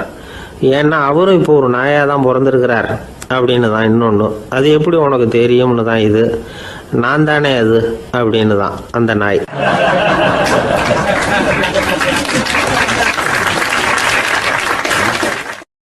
கணவன் மனைவி அன்பாக இருக்கணும். ஒருத்தர் நல்லா புரிஞ்சுக்கணும். விட்டு கொடுக்குற மனப்பான்மை வேணும். அதுதான் ஒரு நல்ல குடும்பம். இன்றைக்கி பல குடும்பங்களில் அர்த்தமில்லாத சண்டைகள் தான் அதிகம். கிராமப்புறங்களில் வேடிக்கையாக ஒரு கதை சொல்லுவாங்க. ஒரு ஊரில் ஒரு ஆள் இருந்தான். வேலை வெட்டி இல்லாமல் சும்மாவே இருந்தான். அவனுக்கு கல்யாணம் பண்ணி வச்சாங்களாம். மனைவி சேர்ந்தா. சும்மாவே உட்காந்துருக்கிறியே, ஏதாவது சம்பாதிக்கிற வழியை பாரு அப்படின்ட்டுருக்கா. அதுக்கு தான் யோசனை பண்ணிகிட்டு இருக்கிறேன். ஒரு அருமையான ஐடியா அப்படின்னு நானா. என்ன அது சொல்லு அப்படின்ட்டுருக்கா. அவ ஒரு ஆட்டுக்குட்டி வாங்க போகிறேன்னு இருக்கான். அதை வாங்கி என்ன பண்ண போகிறேன்னா, அந்த குட்டி வளரும், பெருசாகும், அதுக்கப்புறம் அது நிறைய குட்டி போடும் அப்படின்ட்டுருக்கான். சரி, அப்புறம் என்ன, அதையெல்லாம் சந்தையில் கொண்டுட்டு போய் விற்றுவிட்டு அந்த காசுக்கு ஒரு எருவு மாடு வாங்கலாம். சரி, அது எதுக்கு? எருவு மாடு நிறைய பால் கொடுக்கும். அதை கொண்டுகிட்டு போய் பால் பண்ணையில் கொடுப்பேன், அல்லது நானே விற்றுருவேன். கை நிறைய காசு கிடைக்கும். அதுக்கப்புறம் ஒரு பசுமாடு வாங்குவேன், பாலையும் விற்கலாம், நாமளும் காய் போட்டு சாப்பிட்லாம். இப்படிலாம் சொல்லியிருக்கான். அப்போ அந்த பொண்ணு சொல்லிச்சான், அடுத்த தெருவில் இருக்கிற எங்கள் அம்மா வீட்டுக்கும் கொஞ்சம் பால் கொடுத்து அனுப்பலாம் அப்படின்ட்டுருக்கா அந்த பொண்ணு. இந்த இடத்துல கணவனுக்கு கோவம் வந்துட்டுது. அது எப்படி உங்கள் அம்மா வீட்டுக்கு எதுக்கு கொடுக்கணும், அதெல்லாம் முடியாதுன்றிருக்கான். இந்த இடத்துல சண்டை ஆரம்பமாயிட்டுது. கொஞ்ச நேரத்தில் 2 பேரும் சத்தம் போட ஆரம்பிச்சிட்டாங்க. கடுமையான சண்டை நடக்கிறத பக்கத்து வீட்டுக்காரன் காதில் வாங்கினான். அவன் ஓடியாந்தான். அவனுக்கு தெரியும், வாங்காத மாட்டுக்காக இப்படி சண்டை போட்டுக்கிட்டு இருக்கிறாங்கங்கிறது அவனுக்கு புரியும். அவன் ஓடி சொன்னான், ஏண்டா உன்னோட பசுமாட்டை ஒழுங்காக கட்டி போடக்கூடாதான்ருக்கான். என்னடா சொல்கிறேன்னா, இவன் உன் மாடு என் தோட்டத்தில் மேய்ஞ்சுட்டுது, பயிரெலாம் நாசமாயிட்டுது, 10,000 ரூபா அளவுக்கு சேதம், அதை வாங்கிட்டு போகிறதுக்கு தான் வந்தேன், குடுறா 10,000 நானா. இவன் அரண்டு போயிட்டான். அப்புறம் சொன்னா, டே நான் இன்னும் மாடே வாங்கலையே, அதுக்குள்ளே அது வந்து எப்படிடா உன் தோட்டத்தில் மேயும், என்னடா உளறேன்னு இருக்கான். நீ தாண்டா இப்போ உளறிக்கிட்டு இருக்க, மாடே வாங்கலை, அதுக்குள்ளே எப்படிடா வந்து உன்னுடைய மனைவி அவங்க அம்மா வீட்டுக்கு பால் கொடுத்து அனுப்ப முடியும் அப்படின்னு அவன் கேட்டானா. நம்ம ஆளுக்கு இப்போ தான் புத்தி வந்துதான். அர்த்தமே இல்லாத சண்டை போட்டுக்கிட்டு இருக்கிறோம் அப்படிங்கிறத அவன் புரிஞ்சுக்கிட்டானான். இது நம்ம முன்னோர்கள் சொல்லியிருக்கிற ஒரு கதை. சண்டையில் தான் அர்த்தம் இல்லையே தவிர கதையில் அர்த்தம் உண்டு. அதாவது இல்லாத விஷயங்களுக்காக சண்டை போட்டுக்கிட்டு இல்லறத்தை வீணாக்கிக்கிட்டு இருக்கிற மனிதர்கள் இன்றைக்கு நிறைய பேர் இருக்கிறாங்க. ஒருத்தன் தன்னுடைய மனைவியை பற்றி மாமனார்கிட்ட புகார் சொன்னானா, மாமா உங்கள் பொண்ணு அர்த்தமில்லாத சண்டை போடுறா, எதுக்கு எடுத்தாலும் எடுத்தெறிஞ்சு பேசுகிறா அப்படின்ட்டுருக்கான். நீ எப்படி மாப்பிள்ளை அதை சமாளிக்கிற அப்படின்னு கேட்டிருக்காரு அவரு. அவள் எடுத்தெறியறது என் மேலே படாமல் ஒதுங்கி நின்றுக்கிறேன் அப்படின்னு நானா இவன்.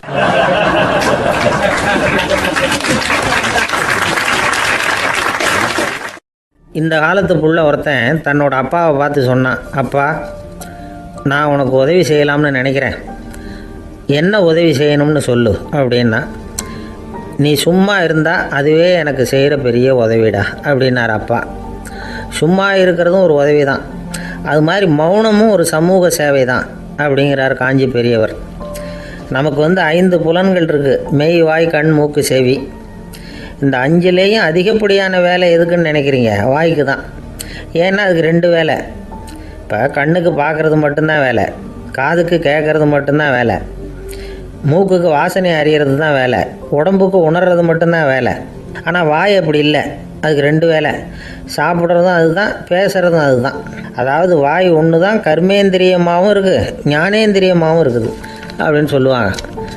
சாப்பாட்டில் உட்காந்தா எந்தெந்த ஆகாரம் என்னென்ன ருசின்னு அறிவிக்கிற வேலையும் செய்யுது. சபையில் உட்காந்தா பாடுறது, பேசுறது, சிரிக்கிறது, இது மாதிரியான வேலையும் செய்யுது. இன்னொரு வித்தியாசம், கண்ணு காது மூக்கெல்லாம் ஸ்ட்ரெயின் பண்ணிக்கிட்டு வேலை செய்கிறதில்ல. ஒரு ரோஜா பூவை பார்த்தா உடனே மூக்கு அப்படியும் இப்படியும் அசைய ஆரம்பிக்கிறதில்ல. ஒரு சங்கீதத்தை கேட்ட உடனே காது ஆட ஆரம்பிக்காது. ஆனால் வாய் அப்படி இல்லை, அது பேசினாலும் சரி சாப்பிட்டாலும் சரி அசைஞ்சு தான் ஆகணும். ஆக மற்றதை விட வாய்க்கு வேலை ஜாஸ்தின்னு தெரியுது. சாப்பிட்றது பேசுறது அப்படின்னு 2 காரியம் அதுக்கு. இப்படி 2 காரியம் இருக்கிறதுனால அது 2ஐயும் பாதியாக குறைச்சிக்கணுங்கிறது கடவுள் அபிப்பிராயமாக இருக்கணும் அப்படிங்கிறார் காஞ்சி பெரியவர். ஆனால் இப்போ நாம் அப்படியே நடந்துக்கிறோம், அதுக்கு நேர்மாறாக நடந்துக்கிறோம். நாம் சாப்பிட்றதும் அதிகம், பேசுகிறதும் அதிகம், 2 வேலையையும் தேவைக்கு அதிகமாகவே செய்கிறோம். வாய் தான் ரொம்ப ஓவர் ஒர்க்குடு. அதுக்கு ஓய்வு கொடுத்தா உடம்பும் நல்லாயிருக்கும், உலகமும் நல்லாயிருக்கும். மௌன விரதம் இருக்கிறதெல்லாம் எதுக்காக நினைக்கிறீங்க? இதுக்காக தான். இந்த காலத்தில் மௌனமாக இருக்கிறவங்கெல்லாம் மகத்தான தொண்டு செய்கிறாங்க அப்படின்னு தான் சொல்லணும். சத்தம் அதிகமாக போய் தான் சவுண்டு பொல்யூஷன் வருது. அது மட்டும் இல்லை, மௌனமாக இருந்தால் சண்டை சச்சரவே வராது. மௌனம் கலக நாஸ்தி. ஆக இதுவும் ஒரு சமூக சேவை தான். நமக்கு தான் வாய் இருக்குதுங்கிறதுக்காக வசமாக சாப்பிட்றதும் தப்பு, வளவளன்னு பேசுகிறதும் தப்பு. ஒரு கருத்தை சொல்கிறதுக்கு ஒரே ஒரு சொல்லு போதும் அப்படின்னு இருக்கும்பொழுது 2 சொற்களை செலவு பண்ணாதே. எவ்வளவு சொன்னாலும் அதனால் ஒரு பயனும் விளையாது அப்படின்னு தெரிய வருமே, ஆனால் அந்த ஒரு சொல்லையும் விரயம் பண்ணாதே அப்படிங்கிறார் ஒரு அறிஞர். எல்லா குணங்கள்லேயும் மௌனம்தான் சிறந்தது அப்படிங்கிறார் ஒருத்தர். மௌனமாக இருக்கிறது மூலமாக மற்றவர்கள் குறைகளை வந்து நம்மளால் தெரிஞ்சிக்க முடியும். அதே சமயத்தில் நம்மக்கிட்ட இருக்கிற குறைகளை மற்றவங்களுக்கு தெரியாமல் மறைச்சிக்கவும் முடியுங்கிறார் அவர். உண்மைதானே?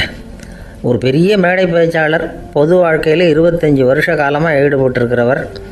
அவர் மனைவி ஒரு நாள் சொன்னாங்க, எங்கள் வீட்டுக்காரர் 25 வருஷ காலமாக பொது வாழ்வில் ஈடுபட்டிருந்தா கூட இந்த மாதம் 10ஆம் தேதியிலேருந்து தான் மக்களுக்கு சேவை செய்ய ஆரம்பிச்சிருக்கார் அப்படின்னு நாங்கள் ரொம்ப பெருமையாக.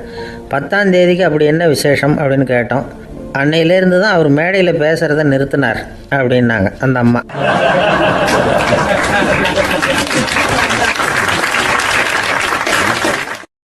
ஒரு பெரியவர்கிட்ட பேசிக்கிட்டு இருந்தேன். அவர் என்கிட்ட ஒரு கேள்வி கேட்டார்.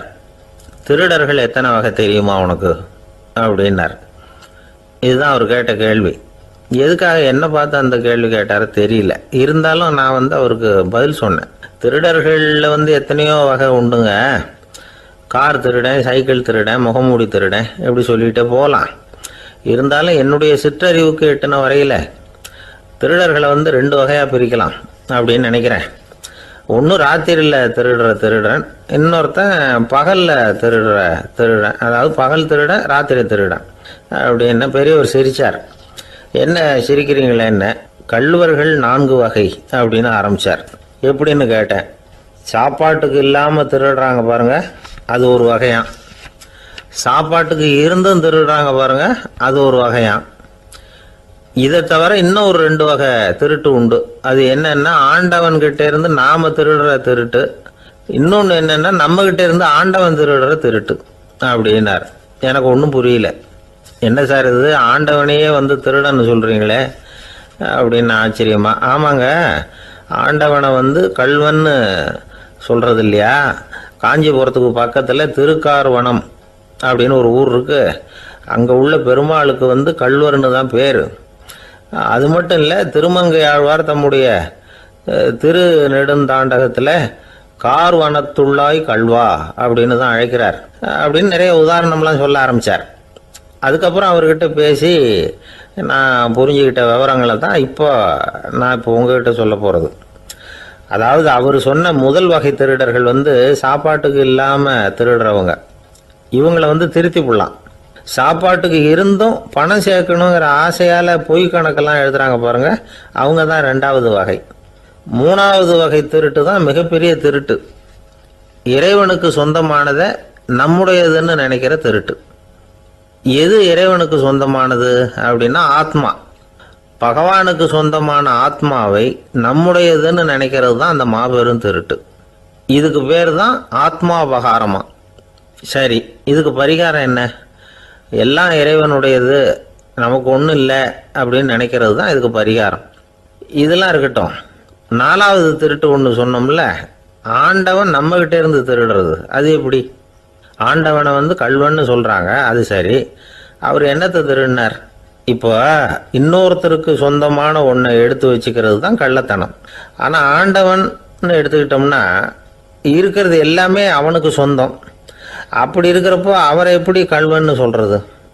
இது என்ன புரியாமல் இருக்குதே அப்படின்னு சொல்லி பார்த்தா அதுக்கும் விளக்கம் சொல்றாங்க அவங்க. அதாவது ஆண்டவனுக்கு வந்து உருவமே கிடையாது, அரூபமாக இருக்கிறவன், அதாவது உருவம் இல்லாமல் இருக்கிறவன். அப்படி உள்ள பகவான் வந்து நம்மளை மாதிரி உருவத்தில் இருக்கிறான். நம்மளை மாதிரியே கையை காலு மூக்கெல்லாம் இருக்குது ஆண்டவனுக்கு. இந்த உருவம் நம்மகிட்ட இருந்து திருடினது தானே. அவன் வந்து தன்னுடைய உண்மையான திருமேனியை வந்து நமக்கு காட்டாம, அதாவது தரிசனம் கொடுக்காம இருக்கிறது கள்ளத்தனம் தானே. அதனால தான் இதுவும் ஒரு பெரிய திருட்டு, இருக்கிறதுலேயே மிகப்பெரிய திருட்டு அப்படிங்கிறார். என்கிட்ட பேசிக்கிட்டு இருந்தார், இந்த விஷயம்லாம் சொல்லிட்டு இருந்தாரு அந்த பெரியவர். அதாவது திருட்டை வந்து ஆன்மீக நோகத்தில் அவர் பார்க்குறார். நம்ம பார்வையில் இதை விட அபூர்வமான திருட்டுலாம் இங்கே உண்டு, அபூர்வமான திருடர்களும் உண்டு. ஒரு திருடன் சிறையிலிருந்து விடுதலையாகி வெளியில் போனான். கொஞ்ச நாளில் மறுபடியும் திரும்பி ஜெயிலுக்கு வந்துட்டான். அப்போது சிறை அதிகாரி அவனுக்கு வந்து அறிவுரை சொன்னாராம். ஏன்பா இப்படி அடிக்கடி தப்பு பண்ணிவிட்டு ஜெயிலுக்கு வந்துடுறியே, உனக்கு சொந்த பந்தம் எதுவும் இல்லையா? உனக்கு அப்பா அண்ணன் தம்பிகள் அவங்க கூட எல்லாம் சேர்ந்து வாழணுங்கிற ஆசை இல்லையா அப்படின்னு கேட்டிருக்கார். அவங்களோட சேர்ந்து வாழணுங்கிற ஆசை எனக்கு நிறைய உண்டுங்க சார் அப்படின்னு நான் அவன். அப்புறம் எதுக்கு இப்படி ஜெயிலுக்கு வந்துடுற அப்படின்னாரான் அவர். அவங்க எல்லாருமே இங்கே தானே சார் இருக்காங்க அப்படின்னு நானான் அவன்.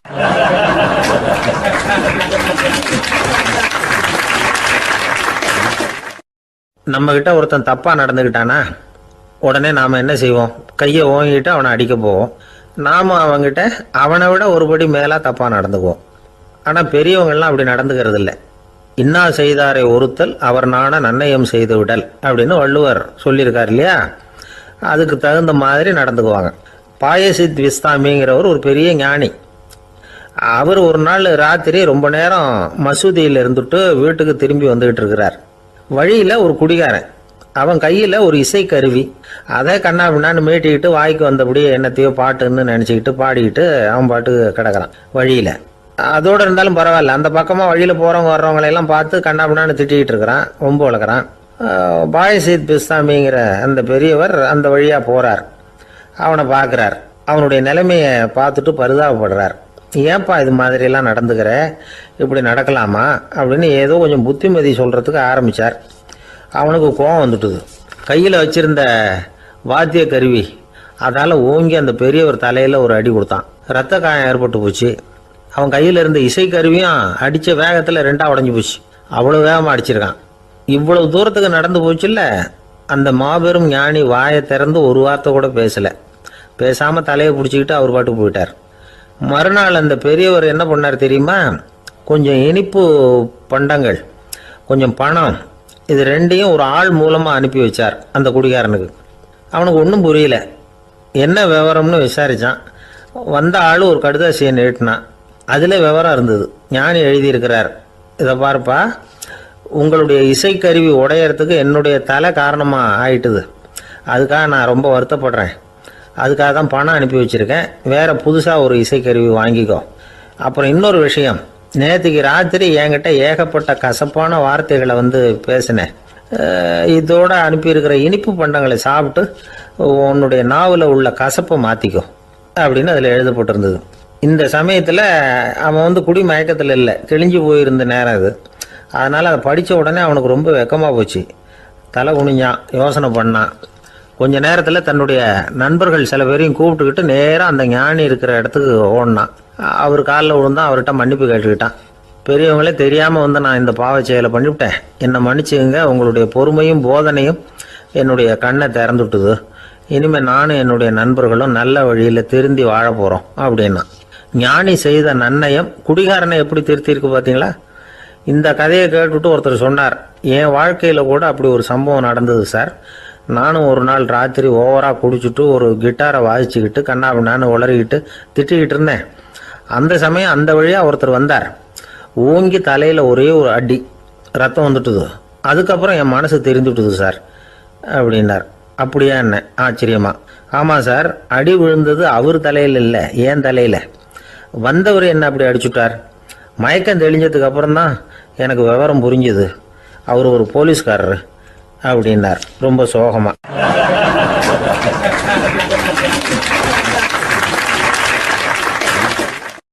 ஒரு ஊர்ல ஒரு துறவி இருந்தார், புத்த சமய துறவி. அந்த ஊர் மன்னன் அவரை பத்தி கேள்விப்பட்டிருக்கான். ஒரு நாள் புறப்பட்டு போனான். துறவியின் பாதங்களை தொட்டு வணங்கினான். அதுக்கப்புறம் சொன்னான், ஐயா, நான் உங்களை அரண்மனைக்கு அழைச்சிட்டு போறதுக்காக வந்திருக்கிறேன். இனிமே நீங்க இங்க எதுக்கு இருக்கணும் அப்படின்னானா. அவன் மனசுக்குள்ள என்ன நினைப்புன்னா, இவர் எங்க வர போறாரு, நான் ரொம்ப எளிமையானவன், எனக்கு எதுக்கு அரண்மனை வாசம்னு சொல்லி விடுவார் அப்படின்னு நினைச்சிருக்கான். ஆனா அந்த துறவி என்ன பண்ணார் தெரியுமா? அப்படியா, சரி போகலாம், வா, போய் உன் ரதத்தை கொண்டுட்டு வா. அரண்மனைக்கு போகும்பொழுது அதுக்கு தகுந்த மாதிரி ஆடம்பரமா போகணும் அப்படின்னு விட்டாரான். துறவி இப்படி சொன்னதும் அந்த மன்னனுக்கு மனசுக்குள்ள சந்தேகம் வந்துட்டுது. இவர் உண்மையிலேயே துறவி தானா, ஏமாத்து பேர் வழி மாதிரி தெரியுதே அப்படின்னு நினைச்சிருக்கான். இருந்தாலும் இனிமேல் என்ன பண்ணுறது, சொல்லியாச்சு. ரதத்தை கொண்டுகிட்டு வந்தான். துறவி ஏறி உக்காந்தார். பக்கத்தில் ராஜா. அவர் ரொம்ப உற்சாகமாக வரார். இவன் ரொம்ப சோர்ந்து போய் வரான். துறவி மரத்தடியிலேயே வாழ்ந்து பழக்கப்பட்டவர். அரண்மனையில் எளிமையாக ஒரு இடத்துல உட்காந்துக்குவார் அப்படின்னு நினைச்சான். ஆனால் அப்படி இல்லை.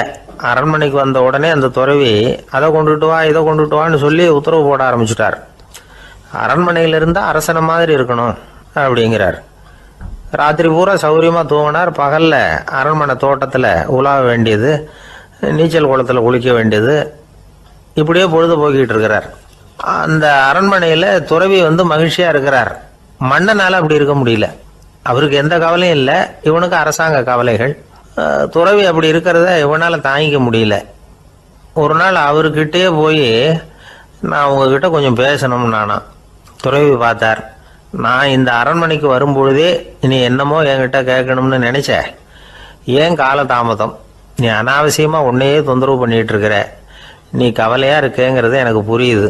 நான் மரத்தடியில் இருந்தப்போ கூட என்னை அடிக்கடி சந்திச்சுக்கிட்டு இருப்பேன். ஏதாவது விளக்கம் கேட்கறது உண்டு. இங்கே வந்த பிறகு என்னை சந்திக்கிறது கூட அபூர்வமாக போயிட்டுது. நீ இப்போ என்ன கேட்க போறேங்கிறது எனக்கு தெரியும், இருந்தாலும் கேள் அப்படின்னாராம். வேற ஒன்றும் இல்லைங்க, இப்போ உங்களுக்கும் எனக்கு என்ன வித்தியாசம்? 2 பேரும் அரண்மனையில் தான் இருக்கிறோம். நீங்கள் மகிழ்ச்சியாக இருக்கிறீங்க, நான் அப்படி இருக்க முடியல. இவ்வளவுக்கும் நீங்கள் முன்னாடி இருந்தது மாதிரி இல்லை. தினமும் தங்கத்தேர் கேட்குறீங்க, உயர்தரமான ஆடைகள் அணிகிறீங்க, சுவையான சாப்பாடு. இப்படி இருக்கிறப்போ உங்களுக்கும் எனக்கு என்ன வித்தியாசம்? இதுதான் மன்னனுடைய கேள்வி. இதுக்கு பதில் சொல்கிறேன், என் கூட புறப்பட்டு வா. இந்த நகரத்துக்கு வெளியில் போவோம். அப்படின்னு சொல்லி அரசனை கூப்பிட்டுக்கிட்டு ஊர் எல்லைக்கு வந்து சேர்ந்தார் துறவி. அங்க போய் சொன்னார், இதை பாருப்பா, இந்த இடத்த தான் தேடிக்கிட்டு இருந்தேன். இனிமே நான் வந்து திரும்பி வர போறதில்ல. நீ என்னோட வர்றியா திரும்பி போறியா அப்படின்னார். நான் எப்படிங்க உங்க கூட வர முடியும்? என்னுடைய நாடு, என்னுடைய சொத்துக்கள், மனைவி, மக்கள் எல்லாத்தையும் விட்டுட்டு எப்படிங்க வர்றதுன்னா. இப்ப அந்த துறவி சொன்னார், இப்ப வித்தியாசத்தை தெரிஞ்சுக்கிட்டியா? நான் அரண்மனையில் இருந்தேன், எல்லா வித பொருள்களும் உடையவனா இருந்தேன், ஆனா எதையும் சொந்தம் கொண்டாடுறவனா இருக்கல. ஆனா நீ அப்படி இல்லை, எல்லாத்தையும் சொந்தம் கொண்டாடிட்டு இருக்கிற. இதுதான் நமக்குள்ள வித்தியாசம் அப்படின்னு சொன்னார். அரண்மனை ஆடைகளை அப்படியே கலைஞர் அரசங்கிட்ட கொடுத்தார். உன்னுடைய ஆடைகளை நீயே வச்சுக்கோன்னார். அவர் பாட்டுக்கு நடந்து போனார், திரும்பியே பார்க்கல. அரசனுக்கு அப்பதான் தன்னுடைய அறியாமை விளங்குச்சான். இதுல இருந்து நாம புரிஞ்சுக்க வேண்டியது என்னன்னா, இந்த உலகத்துல எத்தனையோ பொருள்கள், அதையெல்லாம் முறையா பயன்படுத்தினா மகிழ்ச்சி. அதை விட்டுட்டு அதுக்கெல்லாம் சொந்தம் கொண்டாட ஆரம்பிச்சா கவலை. நம்ம ஆட்கள் வந்து சொந்தம் கொண்டாடுற விதமே தனி. ஒரு ஆளு இன்னொருத்தங்கிட்ட ஒரு கொடை கடன் வாங்கியிருந்தான், திருப்பி கொடுக்கல. கொடையை கொடுத்தவன் கேட்டான், என்கிட்ட கடன் வாங்கினிய கொடை, அதை கொஞ்சம் திருப்பி தர்றியான்னா. அது உனக்கு இப்போ அவசரமா தேவைப்படுதா அப்படின்னு கேட்டான் இவன். எனக்கு தேவைப்படல, அந்த கொடையை நான் யாருக்கிட்ட வாங்கியிருந்தேனோ அவனுக்கு இப்போ அது அவசரமா தேவைப்படுது அப்படின்னு அந்த ஆள்.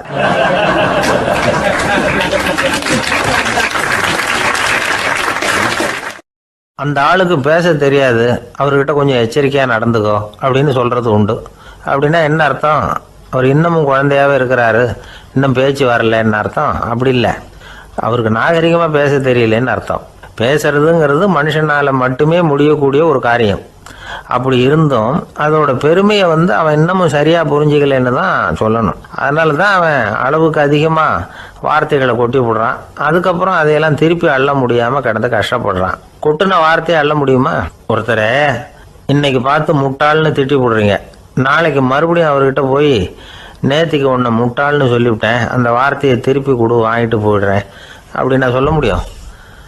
அவன் கோபக்காரனா இருந்தா நேத்திக்கு அதை வேற விதமா உங்களுக்கு திருப்பி கொடுத்துருப்பான். உலகத்துல எவ்வளவோ ஜீவராசிகள் இருக்கு, அதுக்கெல்லாம் வாய் இருக்குது. அந்த வாயெல்லாம் எதுக்கு உபயோகம்? சாப்பிட்றதுக்காக. ஆனா நமக்கு இருக்கிற வாய் சாப்பிட்றதுக்காக மட்டும் இல்லை, பேசுறதுக்காகவும் தான். பேச முடியலன்னா வாய் இருந்தா கூட அது வாயில்லா ஜீவன் தான். ஒரு பையனை பார்த்து அது வாய் உள்ள புள்ள பொழைச்சிக்கும் அப்படின்னா மற்ற பையன்களுக்கெல்லாம் முகத்துல வாயே இல்லைன்னு அர்த்தம்? அப்படி இல்லை, அந்த பையன் கொஞ்சம் கெட்டிக்காரத்தனமா பேசுவான்னு அர்த்தம். அதனால எப்படி பேசணும் அப்படிங்கிறத நாம முக்கியமா தெரிஞ்சுக்கணும். இதுக்கு 8 விதமான குறிப்புகளை நம்ம பெரியவங்க சொல்லியிருக்கிறாங்க. பேச்சுக்கு 8 அங்கங்கள் உண்டு அப்படின்னு அவங்க சொல்றாங்க. அதெல்லாம் என்னென்ன அப்படின்னா, உண்மை, நன்மை, அன்பு, நிதானம், இனிமை, ஆழம், சமயம் அறிதல், சபை அறிதல். இந்த 8 தன்மையும் பேச்சில் இருக்கணுமா. இதையே கொஞ்சம் விவரமா சில பேர் போர்டில் எழுதி வச்சிருப்பாங்க. அதாவது எழுத்துலையாவது அதெல்லாம் இருக்கட்டுமே அப்படின்னு நினைச்சு நீங்க கூட சில இடங்கள்ல இதை பார்த்துருக்கலாம். அதாவது உண்மையே பேசுக, நன்மையே பேசுக, அன்பாக பேசுக, நிதானமாக பேசுக, இனிமையாக பேசுக, ஆழமுடையதாக பேசுக, சமயம் அறிந்து பேசுக, சபை அறிந்து பேசுக, இப்படி எழுதி வச்சிருப்பாங்க. இந்த 8 அம்சமும் சரியா பொருந்தி இருந்தாதான் அது பேச்சு. மற்றதெல்லாம் பேச்சாயிடாது. பேச்சு ஒரு சிறந்த கலை. எல்லாத்தையும் விட பேசாம இருந்தும் பழகணும், அது ரொம்ப முக்கியம். உண்மையே பேசணும். சத்தியத்துக்கு மதிப்பு கொடுக்கறவங்கள தான் சரித்திரம் மதிக்கும். உண்மை பேசினா மட்டும் போதாது, அந்த உண்மையில நன்மை கலந்துருக்கணும். கொலைகாரனுக்கு பயந்துக்கிட்டு ஒருத்தன் உங்க வீட்டுக்குள்ள ஒளிஞ்சிருக்கிறான். அந்த முரட்டு ஆசாமி கையில அறிவாளோட வந்து அவங்க வந்தானான்னு உங்ககிட்ட கேட்கறான்னு வச்சுங்க. உண்மைதான் உயர்வு தரும் அப்படின்னு நினைச்சுக்கிட்டு, ஆமா உள்ளதான் இருக்கிறான், அடுப்பங்கரையில குதிருக்கு பின்னாடி உட்காந்துருக்கிறான், போய் பிடிச்சிட்டு போங்க அப்படின்னு சொல்லுவீங்க? அது நன்மை இல்லாத உண்மை. அதனால பிரயோஜனம் கிடையாது. அதே மாதிரி உங்க பேச்சில் அன்பு இருக்கணும், நிதானம் இருக்கணும், இனிமை இருக்கணும், சிந்தித்து பேசணும், சமயம் அறிந்து பேசுறதும் முக்கியம். அதை பத்தி நமக்கு வேற யாரும் சொல்லிக் கொடுக்க வேண்டியதில்லை. எந்த நேரத்தில் யாருக்கிட்ட எப்படி பேசினா காரியம் நடக்கும் அப்படிங்கிறது நமக்கு நல்லா தெரியும். அது கைவந்த கலை. அவை அறிந்து பேசுற திறமை பேச்சாளர்களுக்கு ரொம்ப அவசியம். அது இல்லைன்னா நிலைமை பரிதாபமாயிடும். ஒரு பேச்சாளர் ரொம்ப மும்முரமா பேசிக்கிட்டே இருந்தாராம். ரொம்ப நேரம் நிறுத்தவே இல்லை, பேசிக்கிட்டே இருக்கிறார். சபையில் இருந்தவங்கெல்லாம் ஒவ்வொருத்தரும் எழுந்திரிச்சு போய்கிட்டே இருக்கிறாங்க. கடைசியில் 2 பேர் தான் அக்கறையா பேசுகிறவரை கவனிச்சுட்டு உட்காந்துருந்தாங்களாம். மேடையில் பேசிக்கிட்டு இருந்தவர் அவங்கள பார்த்து சொன்னாராம், எனக்கு கூட்டம் முக்கியம் இல்லை, எவ்வளவு பேர் என் பேச்சை கேட்குறாங்க அப்படிங்கிறது முக்கியம் இல்லை. நீங்கள் 2 பேராவது ஊக்கமாக என்னை கவனிச்சுக்கிட்டு உட்காந்துருக்குறீங்க, அது போதும். உங்களுக்காகவே நான் பேசிக்கிட்டு இருக்கிறேன் அப்படின்னார். இதை கேட்டதும் உட்காந்துருந்த 2 பேரில் ஒருத்தர் எழுந்திருச்சு, அப்படி இல்லைங்க, நாங்கள் 2 பேரும் நீங்கள் பேசி முடித்த உடனே தொடர்ந்து பேச வேண்டிய ஆளுங்க, அதுக்காக தான் காத்துக்கிட்டு இருக்கிறோம், சீக்கிரம் முடிங்க அப்படின்னாங்களாம்.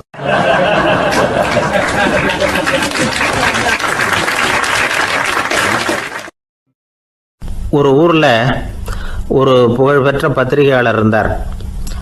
அவர் ஒரு நாள் திடீர்னு இறந்து போயிட்டார். அதுக்கப்புறம் நேராக சொர்க்கத்துக்கு போனார்.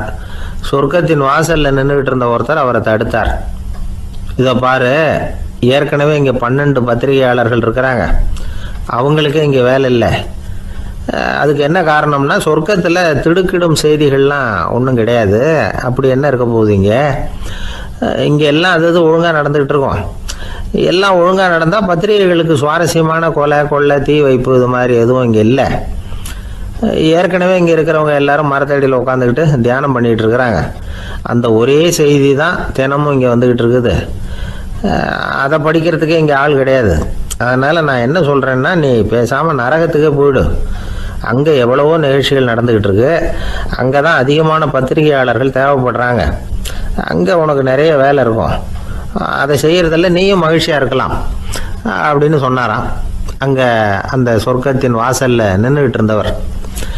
இந்த பத்திரிகையாளர் அங்கேயே நின்று கொஞ்சம் யோசனை பண்ணார். இவருக்கு சொர்க்கத்திலே இருக்கணும்னு தான் ஆசை. அதனால் மெதுவாக அவர்கிட்ட பேசினாராம், ஐயா, என்னை ஒரு 24 மணி நேரம் இங்கே உள்ளே இருக்கிறதுக்கு அனுமதி கொடுங்க. இங்கே இருக்கிற பல பத்திரிகையாளர்களை எனக்கு தெரியும், அவங்களில் சில பேரை சமாதானப்படுத்தி மெதுவாக பேசி நரகத்துக்கு அனுப்பி வச்சுட்றேன்.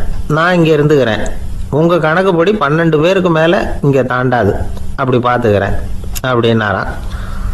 அவரும் யோசனை பண்ணி பார்த்துட்டு, சரி அப்படியே உனக்கு அனுமதி கொடுக்குறேன், ஆனால் ஒரு விஷயம், 24 மணி நேரம் தான் அனுமதி, அதுக்குள்ளே எல்லாம் நடக்கணும் அப்படின்ட்டுருக்கார். சரின்னு சொல்லிவிட்டு இந்த பத்திரிகையாளர் உள்ளே போனார். யோசனை பண்ணார், திட்டம் போட்டு ஒரு பொருளையை கிளப்பி விட்டார். சக பத்திரிகையாளர்கள் எல்லாம் கூப்பிட்டு சொன்னாராம், இதை பாருங்க, நரகத்தில் ஒரு பெரிய தினசரி பேப்பரை கொண்டுகிட்டு வர்றதுக்காக திட்டம் போட்டுக்கிட்டு இருக்காங்க. அதுக்கு பல அதிகாரிகள் தேவைப்படுறாங்க, நிறைய சம்பளம் கிடைக்கும்.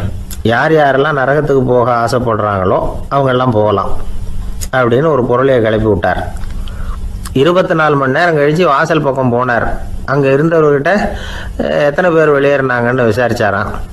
அப்போ அவர் இவரை, நீ வெளியே போகக்கூடாது, முதல்ல உள்ளே தான் இருக்கணும் அப்படின்னு தடுத்தாராம். அப்புறம் சொன்னாராம், நீ சொன்ன செய்தியை கேட்டதும் இங்கே இருந்த எல்லா பத்திரிகையாளர்களுமே நரகத்துக்கு போயிட்டாங்கப்பா, உள்ளே யாருமே இல்லை, அதனால் நீ உள்ளே இருக்கலாம் அப்படின்னாராம்.